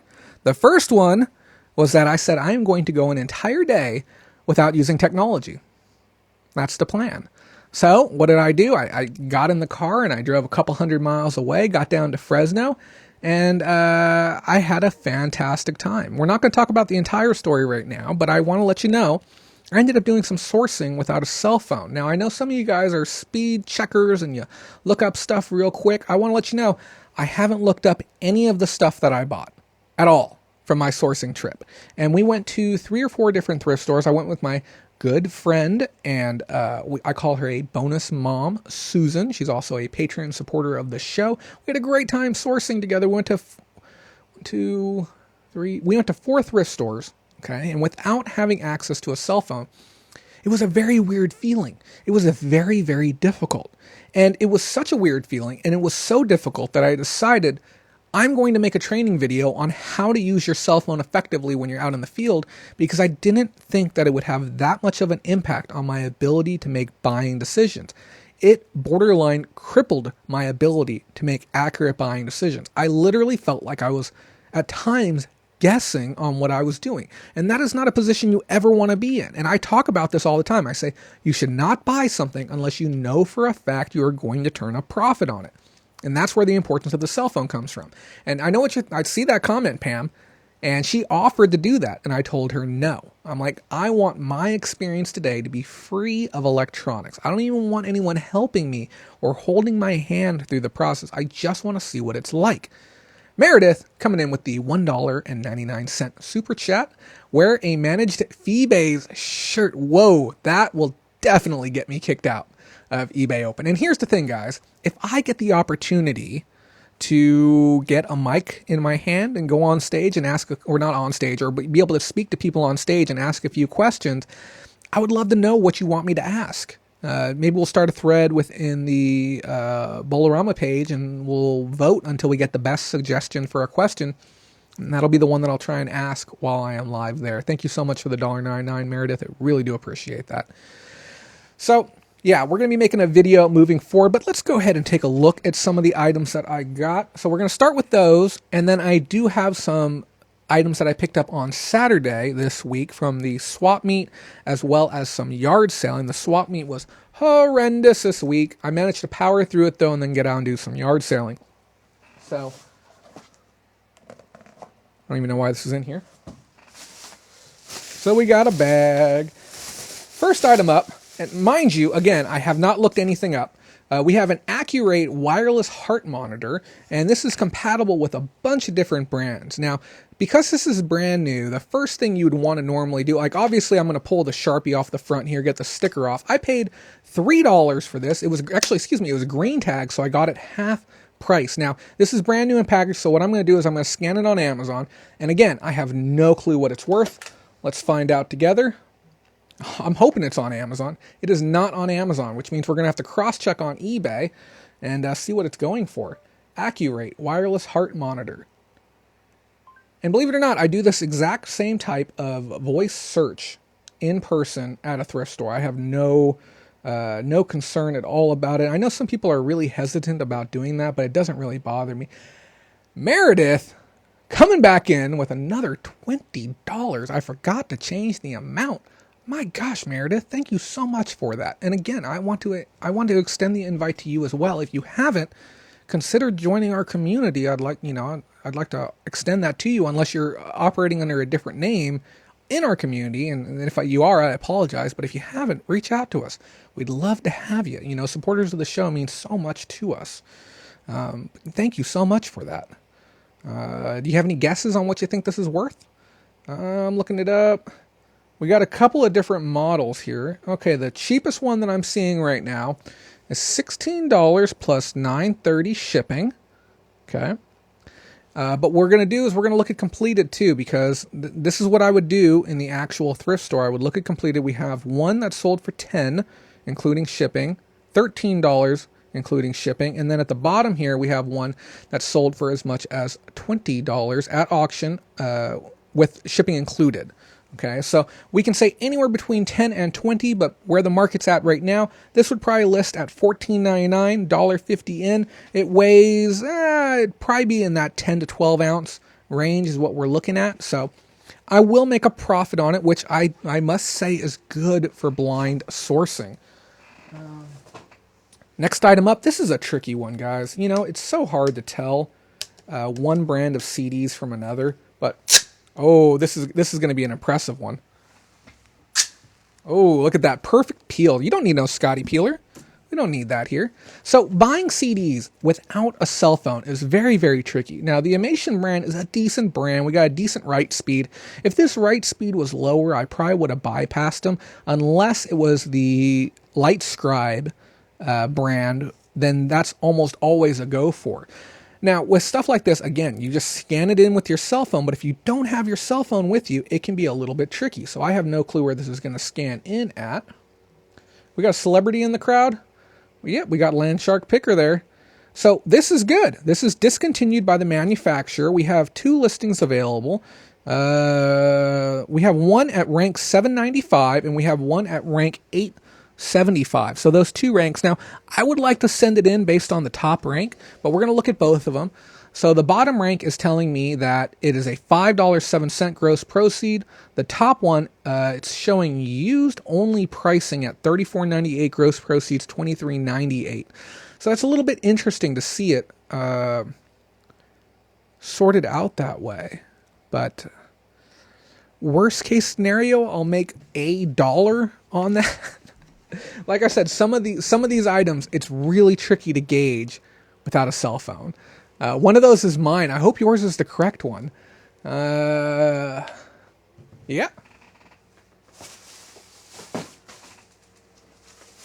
Okay, so I have a confession, guys. While I was there, I saw something, and I kind of recognized what it was. I know a thing or two about Magic the Gathering, and one of the most collectible sets is the Arabian Nights set. Okay? And what do I see in front of me? I saw some Arabian Night comics. We have comic number 1 of 2, and on the back we have comic number 2 of 2.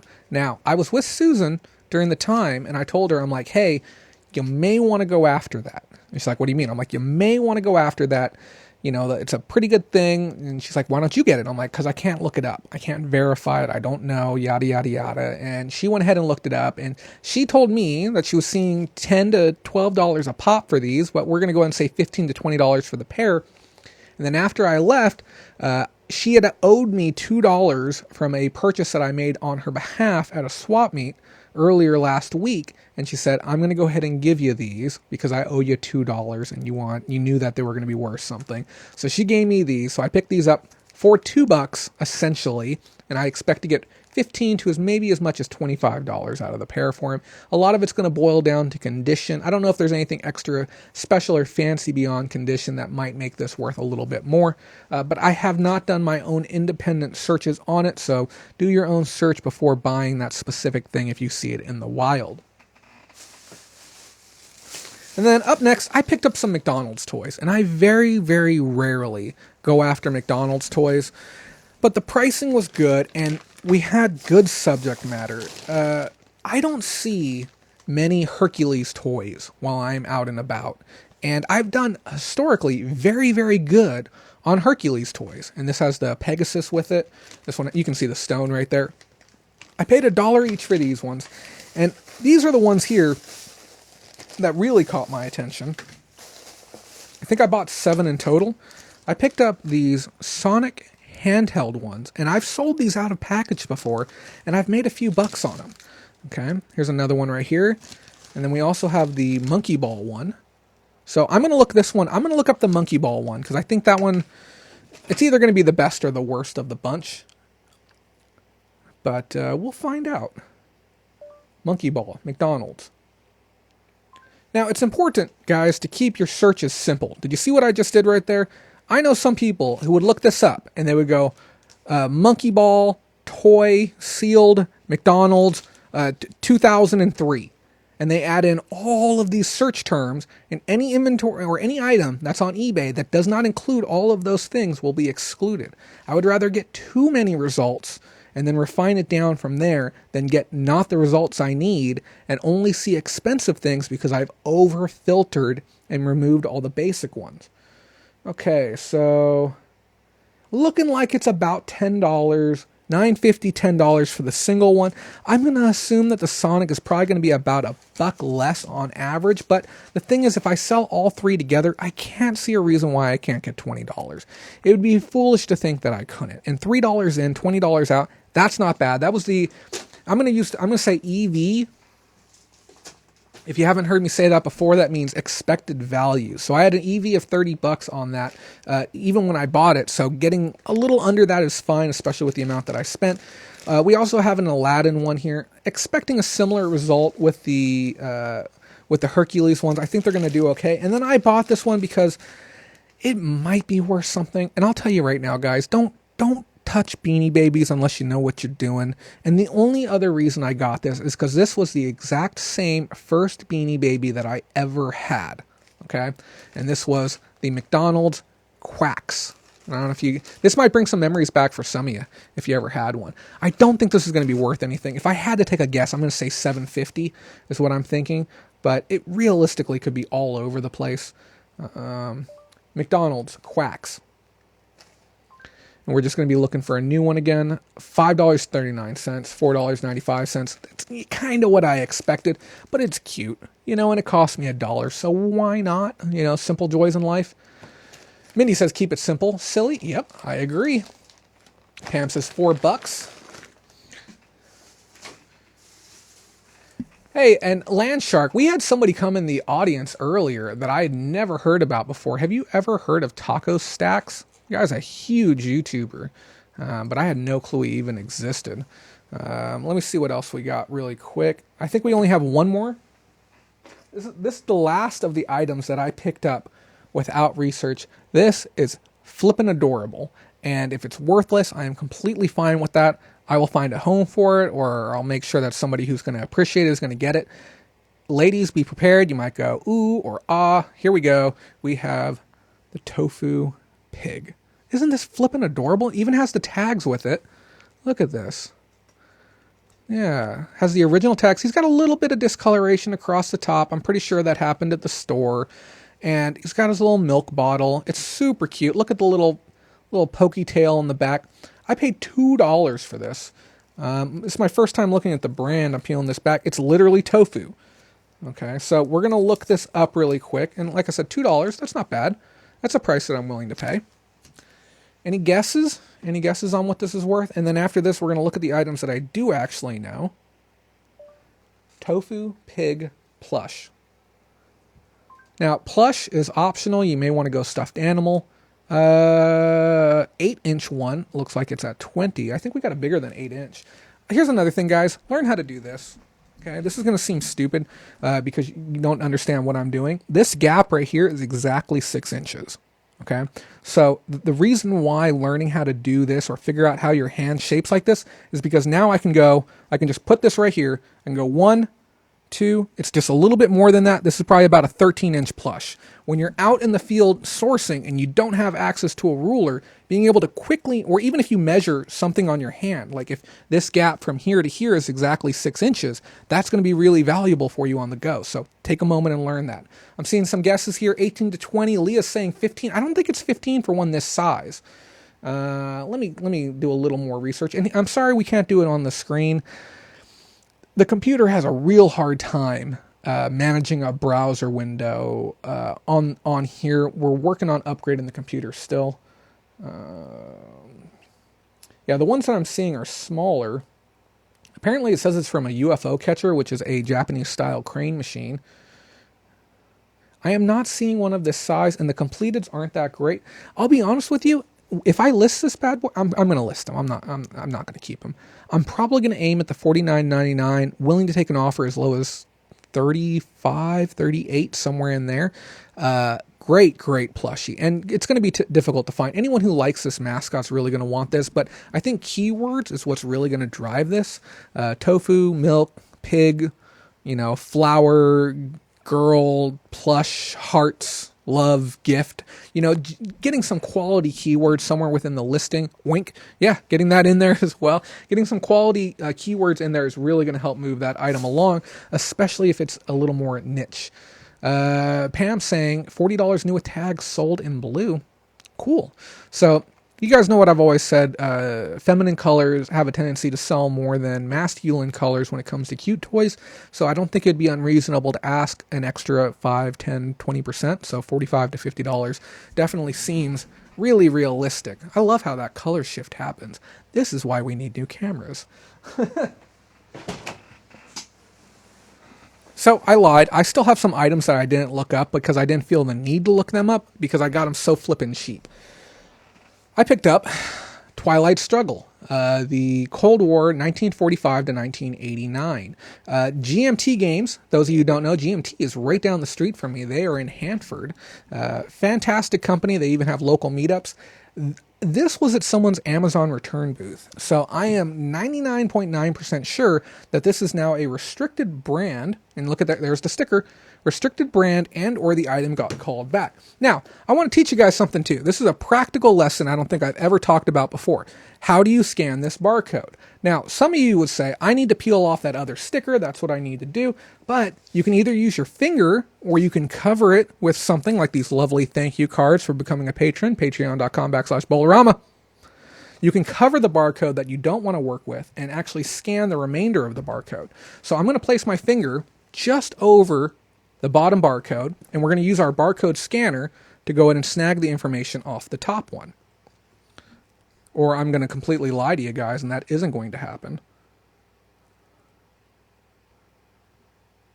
Maybe the barcode isn't thick enough. Okay. Sometimes it works for me, sometimes it don't. That's the first time it hasn't worked. I'm going to even try backing it up because I'm a little bit stubborn right now. Maybe it just didn't load the scanner correctly. Oh, there it goes. Okay, so it pulled it up. It has a rank of 10,000. We're going to see if I'm eligible to sell this. It could have been recalled for any number of reasons. Apparently, I am eligible to sell this. I have no clue why an Amazon seller would recall this. It could have just been an auto recall, or it got pulled from inventory. Maybe it got marked as hazmat, and then the seller didn't respond and ended up getting tossed on a pallet. $34.50 is the sell price with the gross proceeds of $22.69. Now, I think the price is going to be comparable on eBay.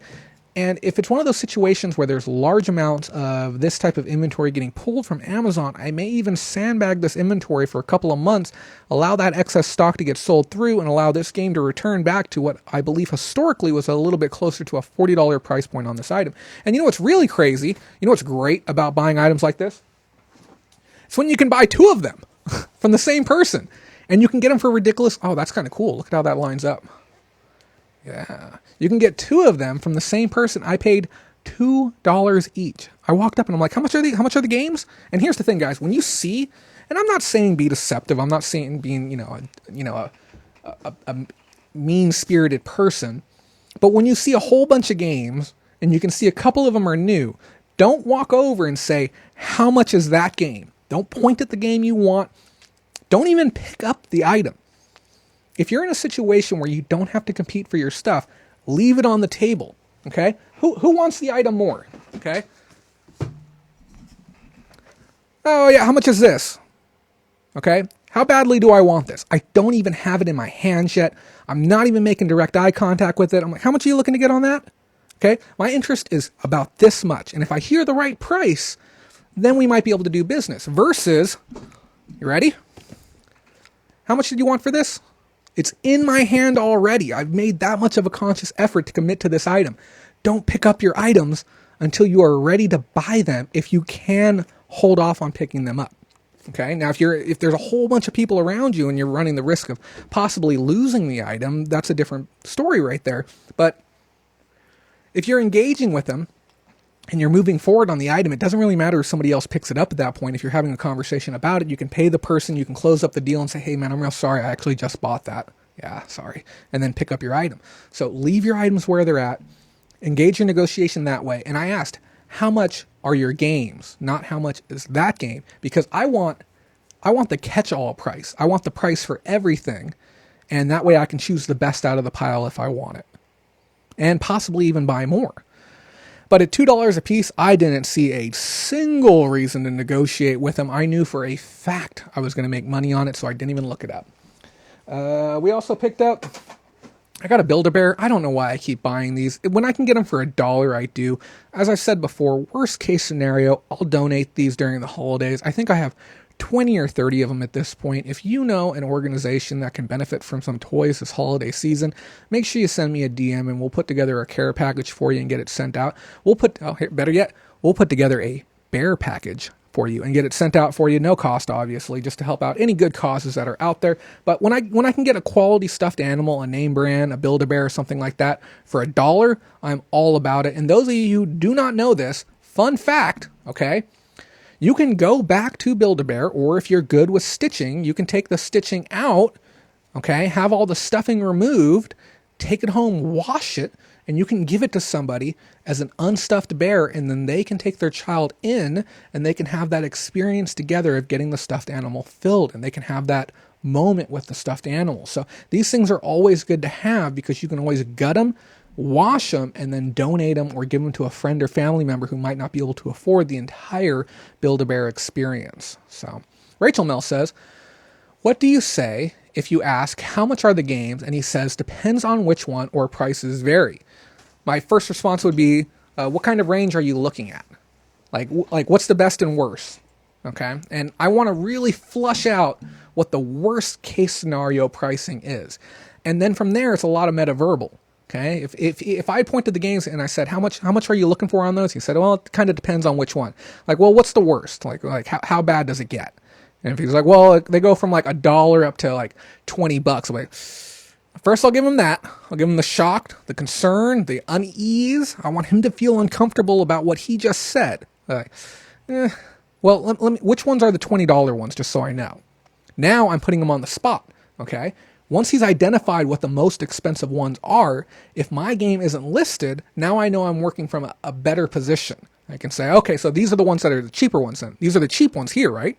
Okay, and I can establish that we're working with a lower value product with everything else. Now, if he notes out and says, oh no, those are like the $20, those are the ones I'm asking 20 on.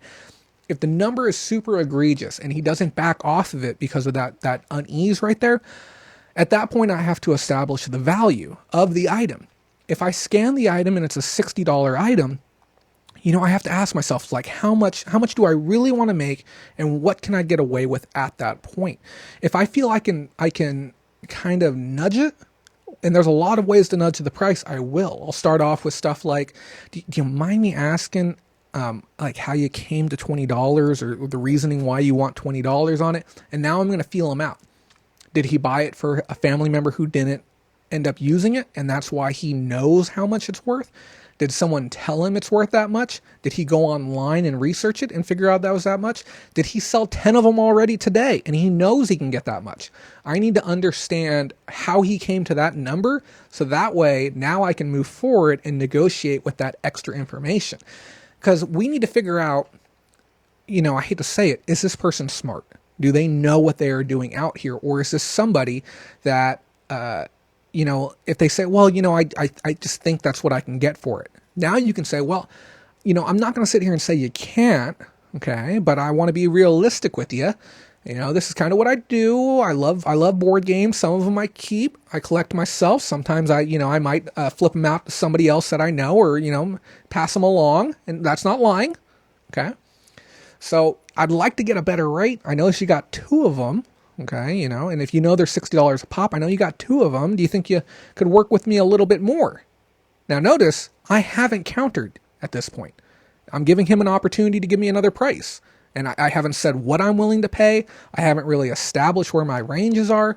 And then I allow that counter. And then you'll probably get like a 2 for 30, maybe 2 for 22, maybe even if he's a motivated seller, you might hear a 2 for 20, which gives you a lot more leverage. You can really feel him out and figure out where he's at. A 2 for 20 could easily become a better situation, maybe even a 2 for 10 if negotiated right from there.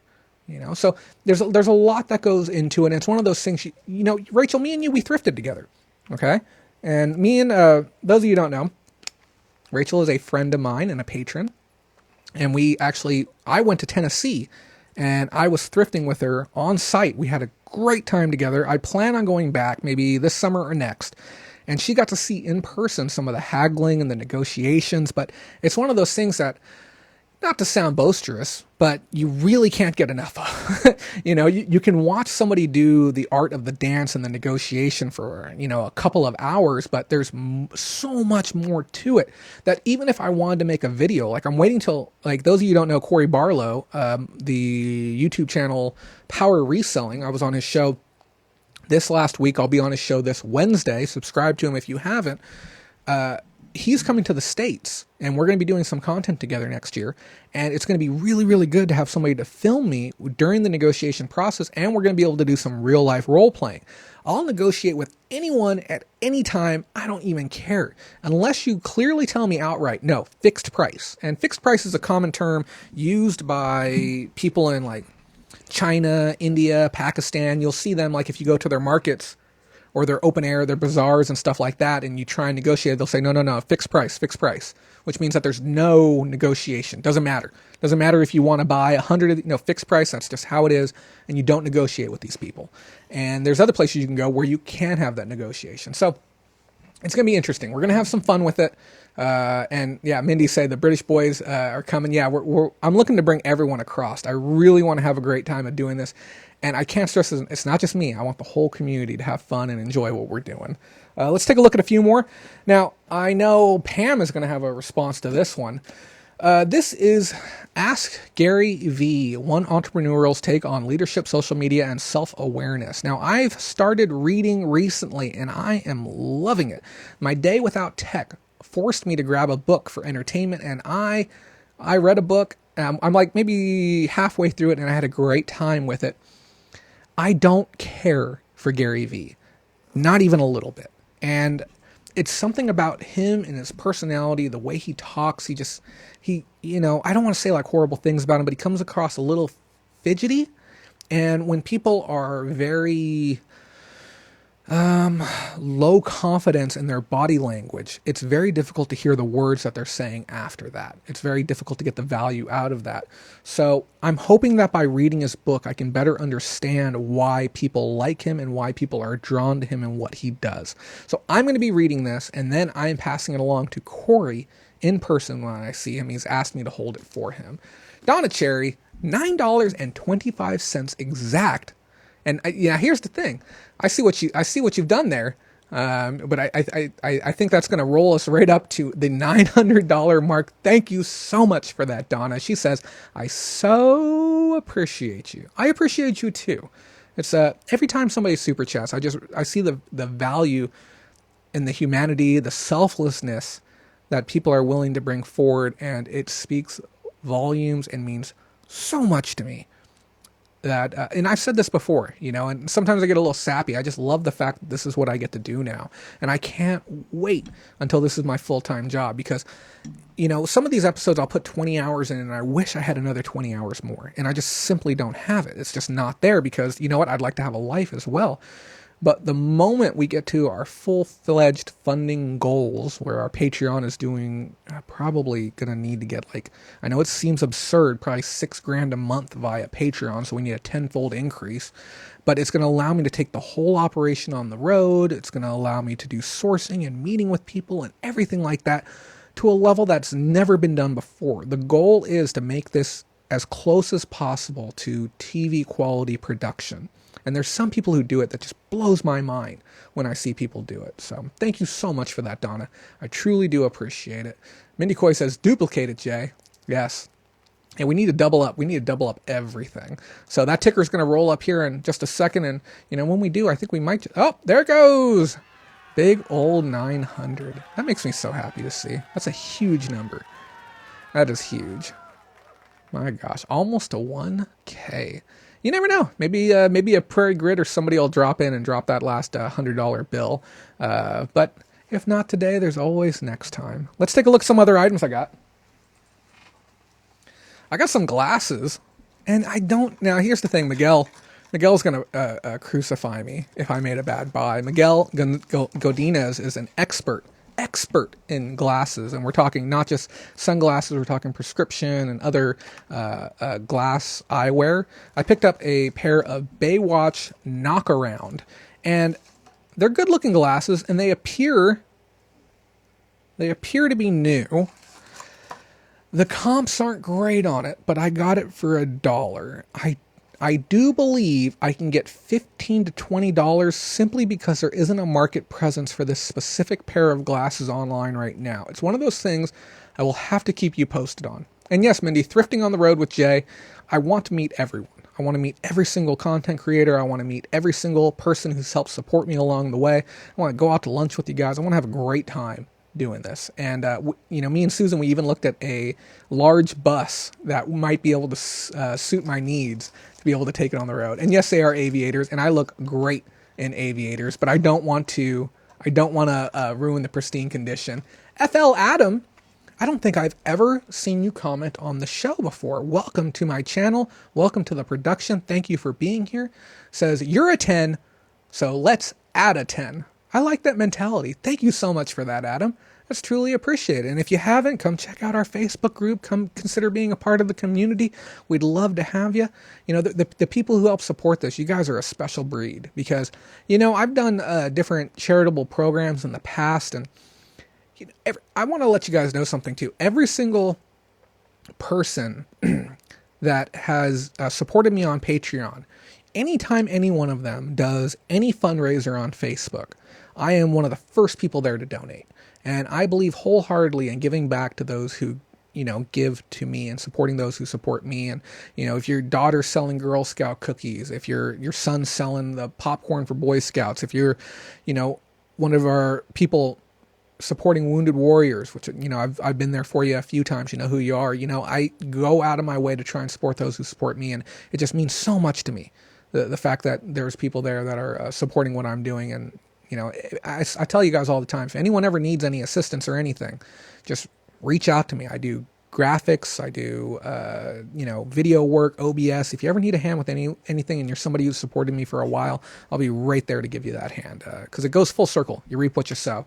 And Mindy, if you stick around to the end of the show, we're going to have some very important life lessons we're going to be talking about before we get off the air. And I think you already know which direction I'm going with that. So, Baywatch glasses. I wouldn't recommend you buy them, but I will keep you posted in the event that they sell, which I believe they will. I believe I'll get the $20 on it. I don't know about you guys, but I put a post up today talking about how my stores just kind of exploded. I did $300 to $400 worth of sales in the last 48 hours on eBay, and it was kind of out of nowhere. I hadn't really been doing that great over the last week. And partly in due to the fact that I haven't been listing. I've still got 3 or 4 weeks worth of products backed up, and doing the extra shoot and going out of town and doing the day without tech really threw the whole thing off. But it was important. I always say this, I practice what I preach. I will never give you life advice. I will never give you business advice. And it's a twofold thing. One, that I'm not willing to do myself. I hate people who do that, who say, do this, do that, and go be successful. No, if you're not doing it yourself, don't tell other people to do it. And two, I will never give you advice unless I'm willing to suffer the consequences of that advice. If I give you bad advice, guess what? This guy's going to be in your corner to make sure that everything gets fixed. But I'd like to think I have an unblemished track record of, not giving out bad advice as of yet. So, we've actually got some interesting items. This is not one of them. This is a Dish Network or DirecTV, wireless video bridge. Anytime you guys are dealing with stuff like this, do your best to make sure that you're allowed to sell it. Some of this equipment is owned by the manufacturer, and you can get a little bit of heat for selling it. So make sure you have the right to. I believe I have the right to. Obviously, do your own research. I'm willing to risk a little bit of trouble if I have it pulled down. I have that flexibility right now on my account. This is worth about $25 to $30. I paid $1 for it. Mindy's saying Vero. Yeah, so be mindful of Vero regulations on top of... I guess Vero. So verified right owner would cover copyright and trademark and intellectual property as well. It would cover all three of them. So be mindful of that. There are way too many Adams on here. Yeah. Adam was one of our very first patrons too. I remember him. Adam Miles was a patron for a very, very long time. And then he left to go do crypto. So yeah. And I want everyone to know too that, I understand patrons come and go, and I think that's part of why we need to scale to a certain point, because the last thing I want to do is get to a point where I'm like, yes, okay, let's do this. I can go on the road and then have people start falling off. But I understand people come and go. It's going to happen, but I hope that you come and you become smarter and more capable and you leave as a full-on success. And, we'll talk about that more here in a bit. Interesting item. The next few items I have never had before in my entire life, never showed on air. There's going to be some stuff to learn, but, I'd like to think that if anyone saw this inside of a store, that they would stop and look it up. It's just interesting enough. This is a pair of Shimano XT Diore calipers, and I think they might even have, it's either the shifter or it's the brakes.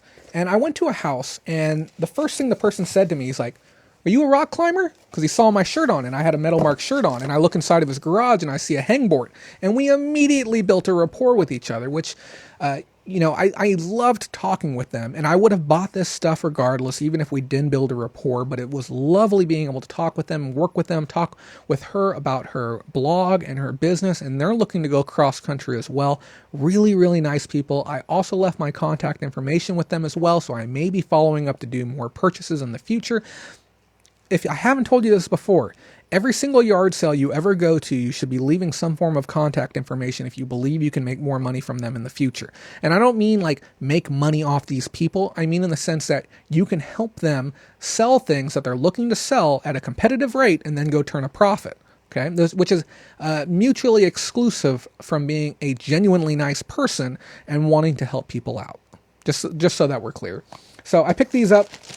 It appears to be the brake assembly, and we have both of them here. Really, really great pickup. I expect to play a slightly long game on these and get closer to about the $50 price point, even though the historic evidence doesn't show that.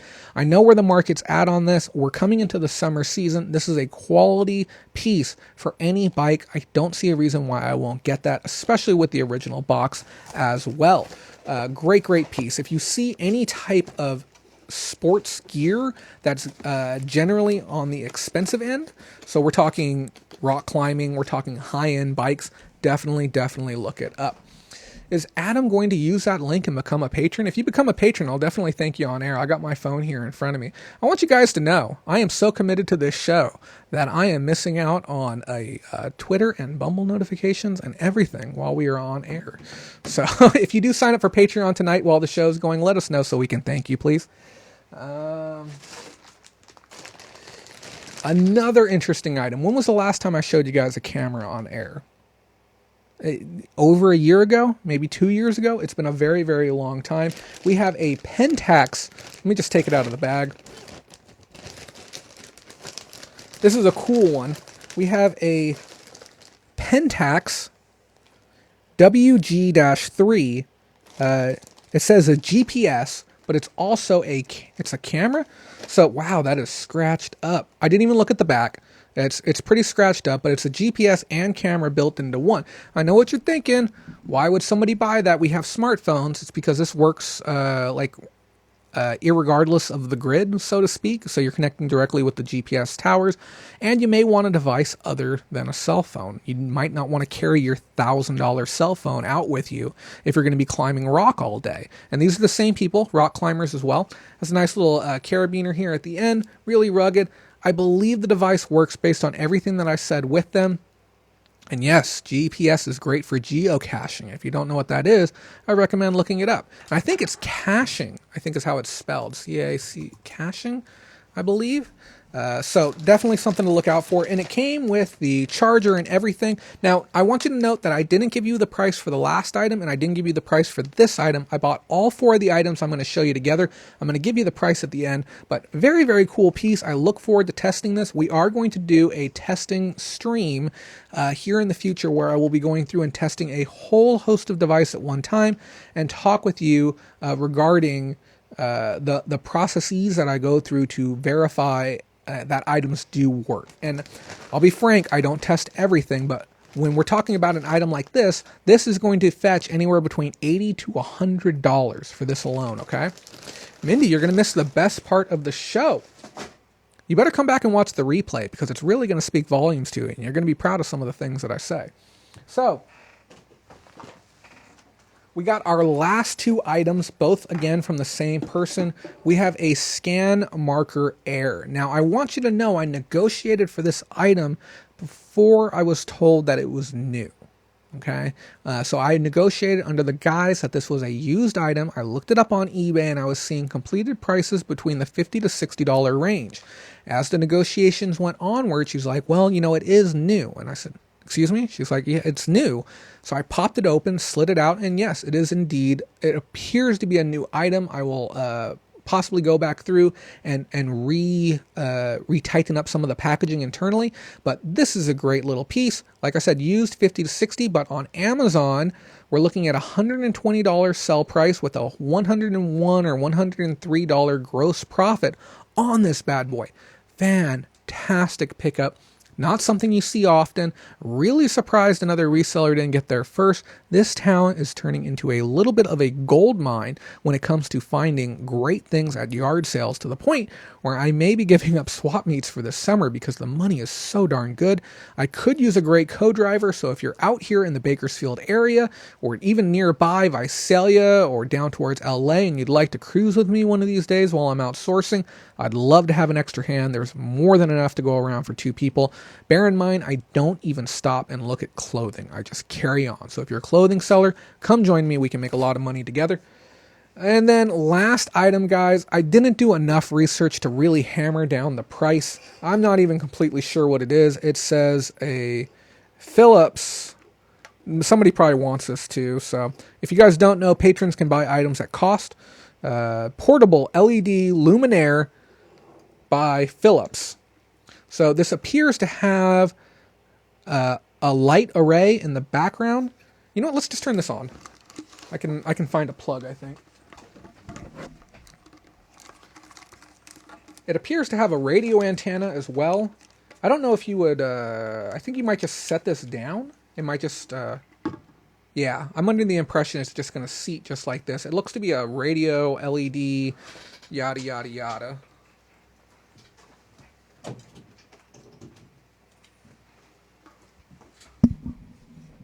It appears we have a clock here on the front.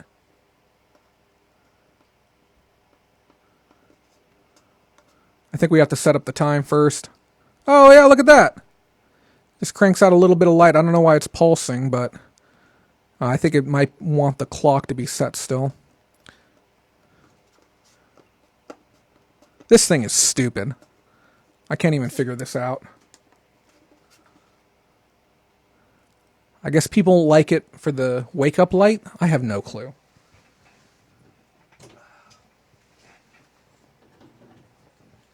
But remember what I've told you guys before. You don't even have to know what the item is to be able to sell it online. All you have to do is make sure the dang thing works. Make sure you're describing it correctly, and then fly that bad boy out the door. That's like $50 or $60. I have no clue why. People are buying it. Yeah, it's nuts. Adam is saying he just became a patron. I'm going to verify you in real quick, buddy. Dun, dun, dun, dun, dun. Adam, our newest $15 patron. A little bit of confetti for him. Let's give him a little round of applause in the chat. Thank you so much, Adam, for joining our family. I will see to it that you get included into group chat this evening. And then I believe Mindy, if she's still up tonight, maybe she could handle it, or she can get you into our page too. You get access to a second back page where we do all of our just kind of internal chit chat. We talk about private bolos, changes coming to the market, secret coupons for discounts on specific sites where you can sometimes even get free stuff. We share quite a lot of stuff on the back page, and then you can also ask direct questions as well if you have any. Thank you so much, Adam, for joining our Patreon family, and we'll make sure we get you into the outro for next week as well. Our very special outro. I don't know if you've been following them. We got it coming up. But yeah, that Phillips piece right there is like $50-$60. So we got $50-$60 there. We got 120 on the Scan Maker. That's 170. We got 50 on the Shimano. That puts us at 220. And then we have, what was the other item?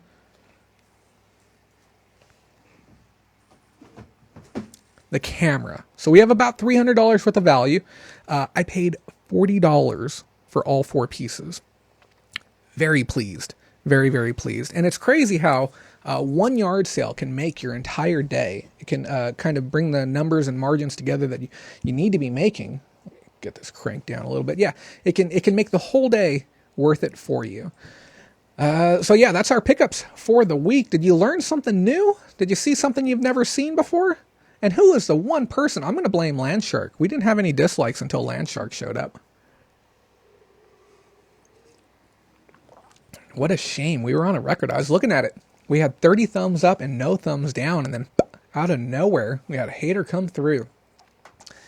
Landshark says, and you never know when a sale will be there or will be, quote unquote, the sale. This is true.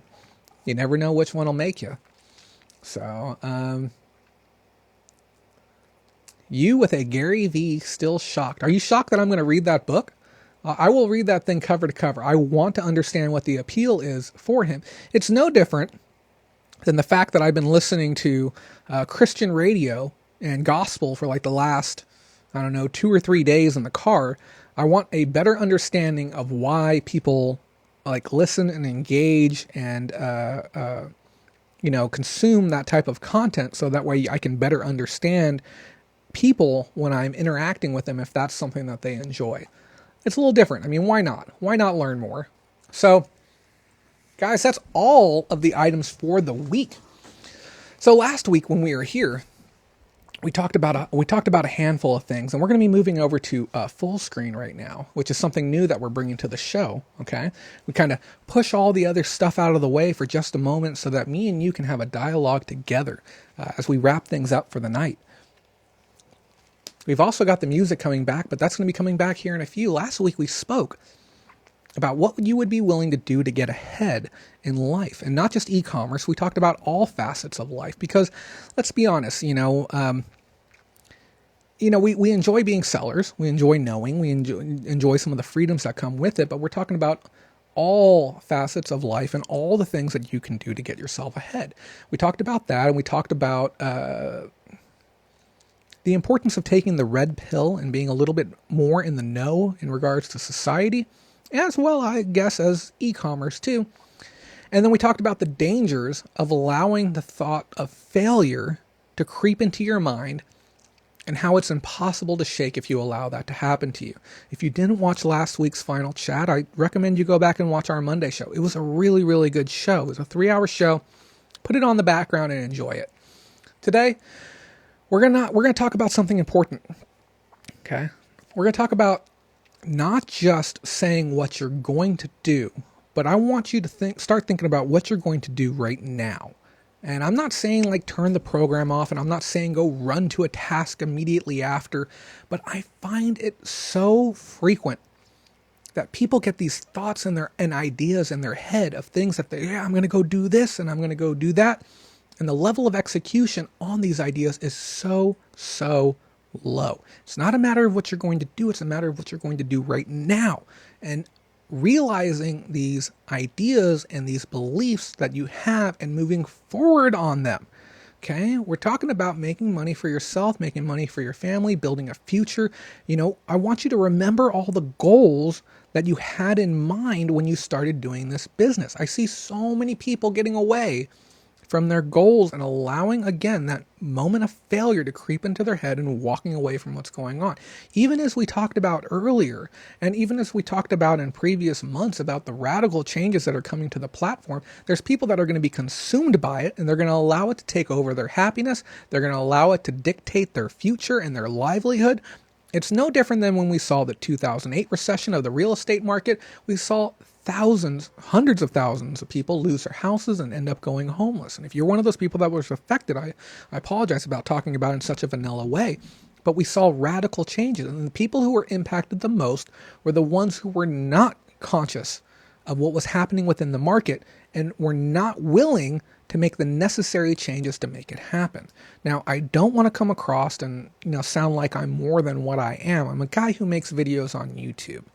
Okay. And you've invited me into your house, and you've invited me into your house for good reason. Okay. So we could have this discourse and this dialogue.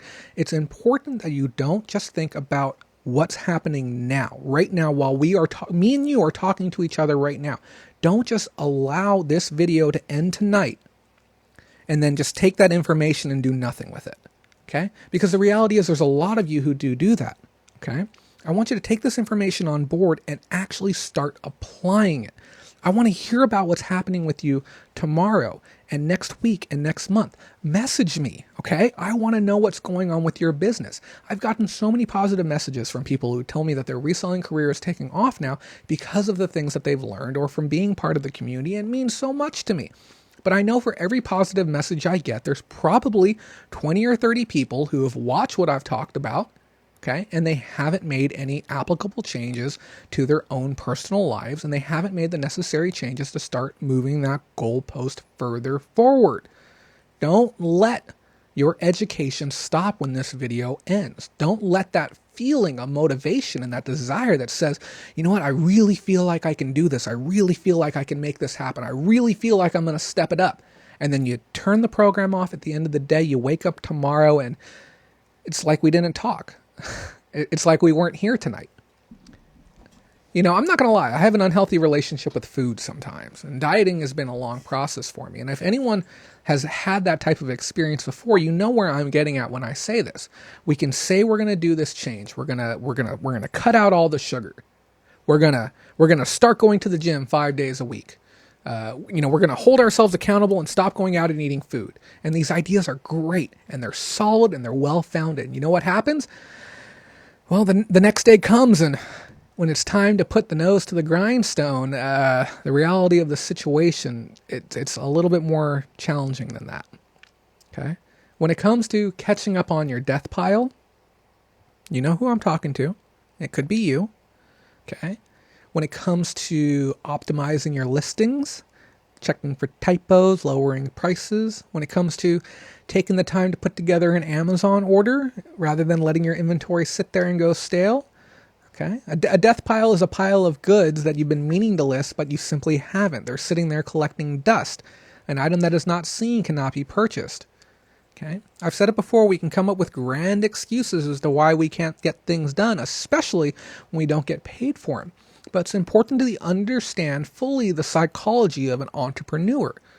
Less than 1% of all people on this planet are capable of being self-employed and working for themselves without guidance and direction. Now, I understand some of you are here specifically for guidance and direction. I understand that some of you are within the Patreon community because you need to have people there that hold you accountable. And for that, I say great, because you've taken the first step to fixing your own situation. You've said, I understand. I'm not the best at getting things done on my own. But when I have coworkers, because let's be honest, being a reseller is the loneliest profession in the world. I don't care what anyone says.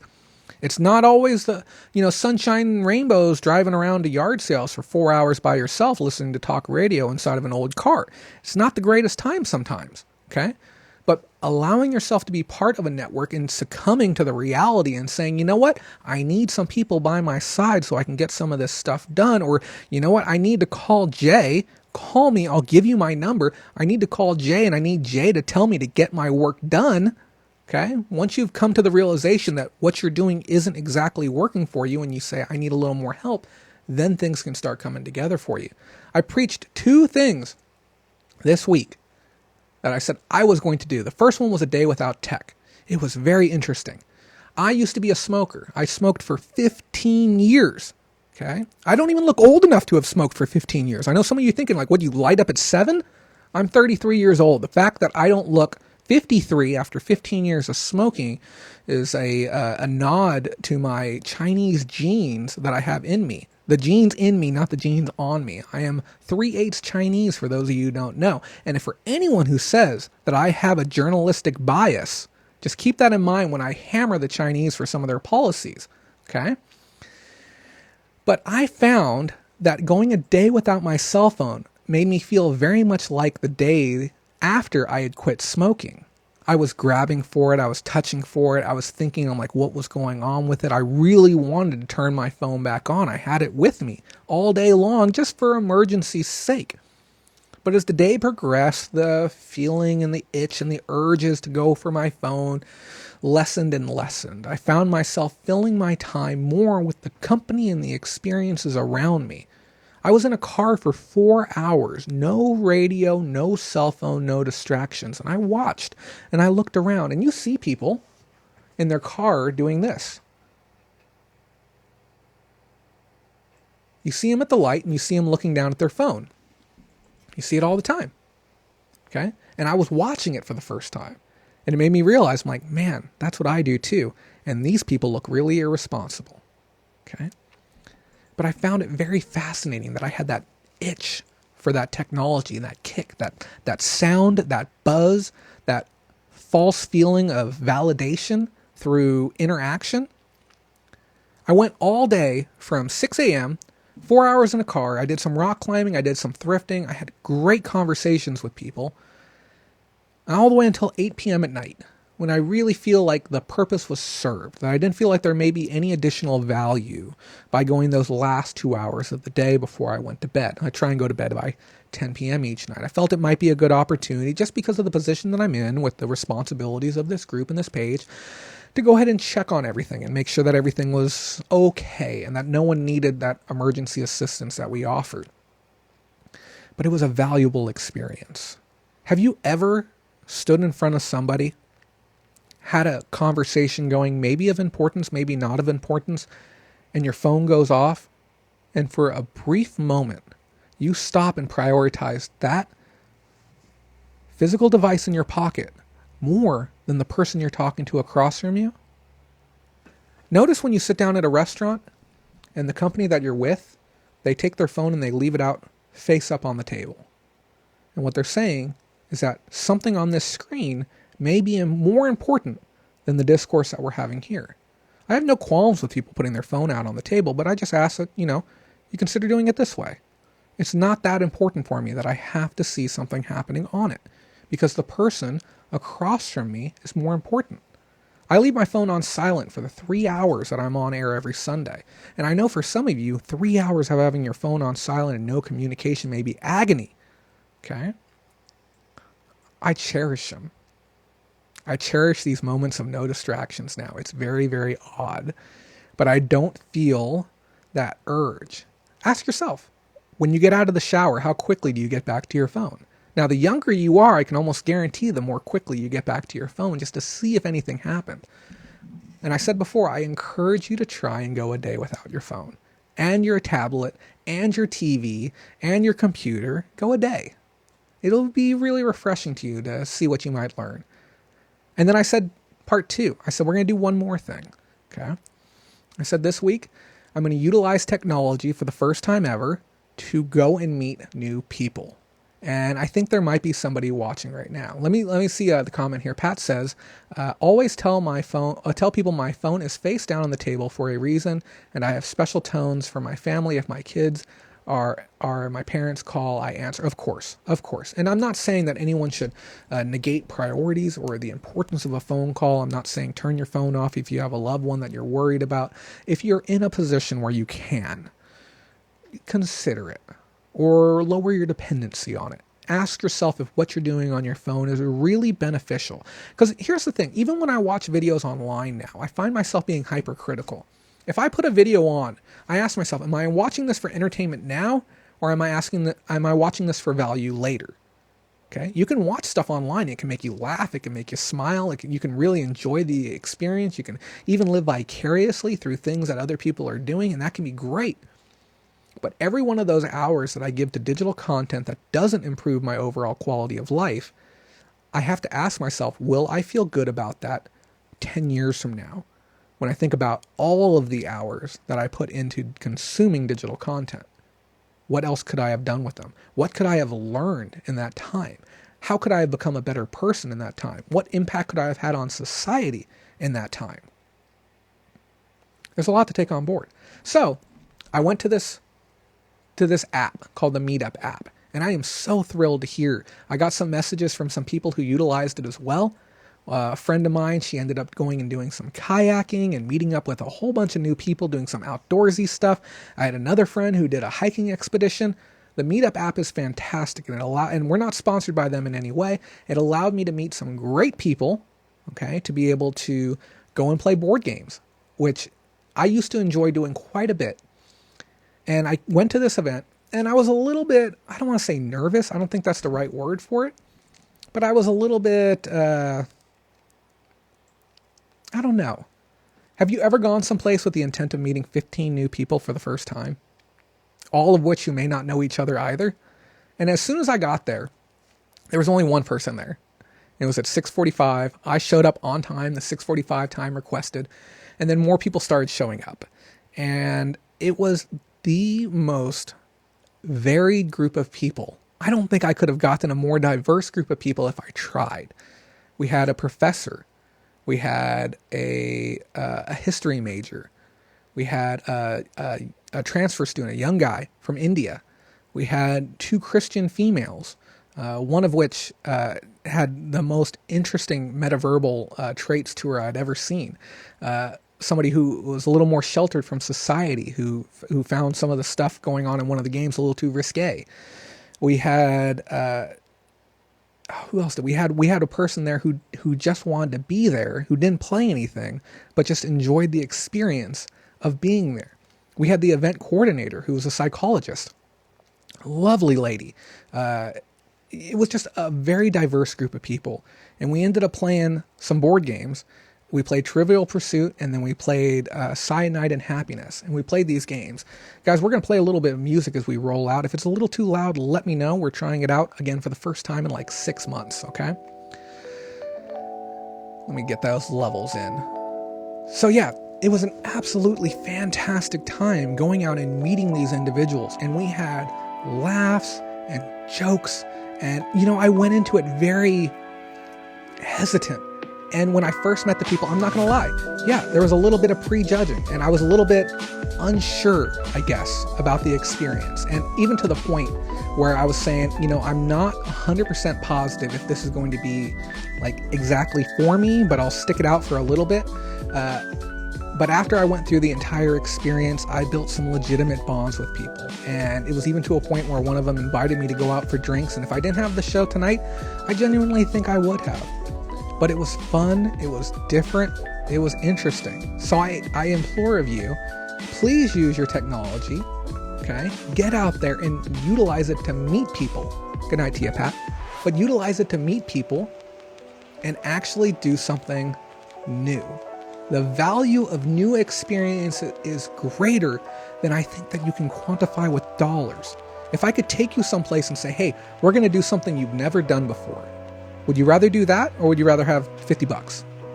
Okay? I tell people all the time, trading dollars for memories is one of the most valuable things you can do with them. Okay? Because the dollars are like, yeah, sure, they have a necessity. They're a means to an end, but they truly mean nothing in the grand scheme of things. I want to die with no money left to my name. I want to make sure that I've spent every single dollar that I've earned, and I've turned it into something meaningful for myself or meaningful for those around me. So those were my projects this week, guys, and they were fascinating. Good night to you, Kiki, as well. Thank you for your donation, too. It was a fantastic experience, and I have to stress it again, guys. please consider using the app. Look in your area, see who's doing what. It doesn't have to be a board game night. It can be a hike. It can be, they have business meetings. They do stuff like that. If you have a passion, a hobby, something that you're a fan of, you can even organize your own meetup, which is something that I plan to do. I plan to organize a meetup for other content creators. That song took an interesting turn. I guess I really got to listen to them all the way through. But I plan to do it as well. I plan to pass the joy onward of the experiences that I had with others. And I even told everyone too that I look forward to hosting a game night in the future too. So please, guys, try doing something new. This has been a fun show. I gotta say, it's been fantastic. I want to give an extra special thank you to everyone who helped contribute to the show this week. We've had such generosity this week, especially more than last. Last week was a little bit tight. We only have 57 days left until eBay Open. It's coming up quick. And I promise you, unprecedented access, unprecedented transparency, some of the most fun that you're going to see on a live stream ever. And I'm even thinking about streaming the after party secretly for the Facebook group. I might be taking a phone, hooking it up to a tripod, slamming it in the corner, and walking away. It's going to be an interesting time, guys. This has been the Sunday Reseller Roundup for May 26, 2019. Thank you again to all of our Patreons for making this show possible, and thank you to all those who super chatted tonight. Extra special thank you to our admins, Pam and Mindy. Guys, remember, if you don't make that money, someone else will.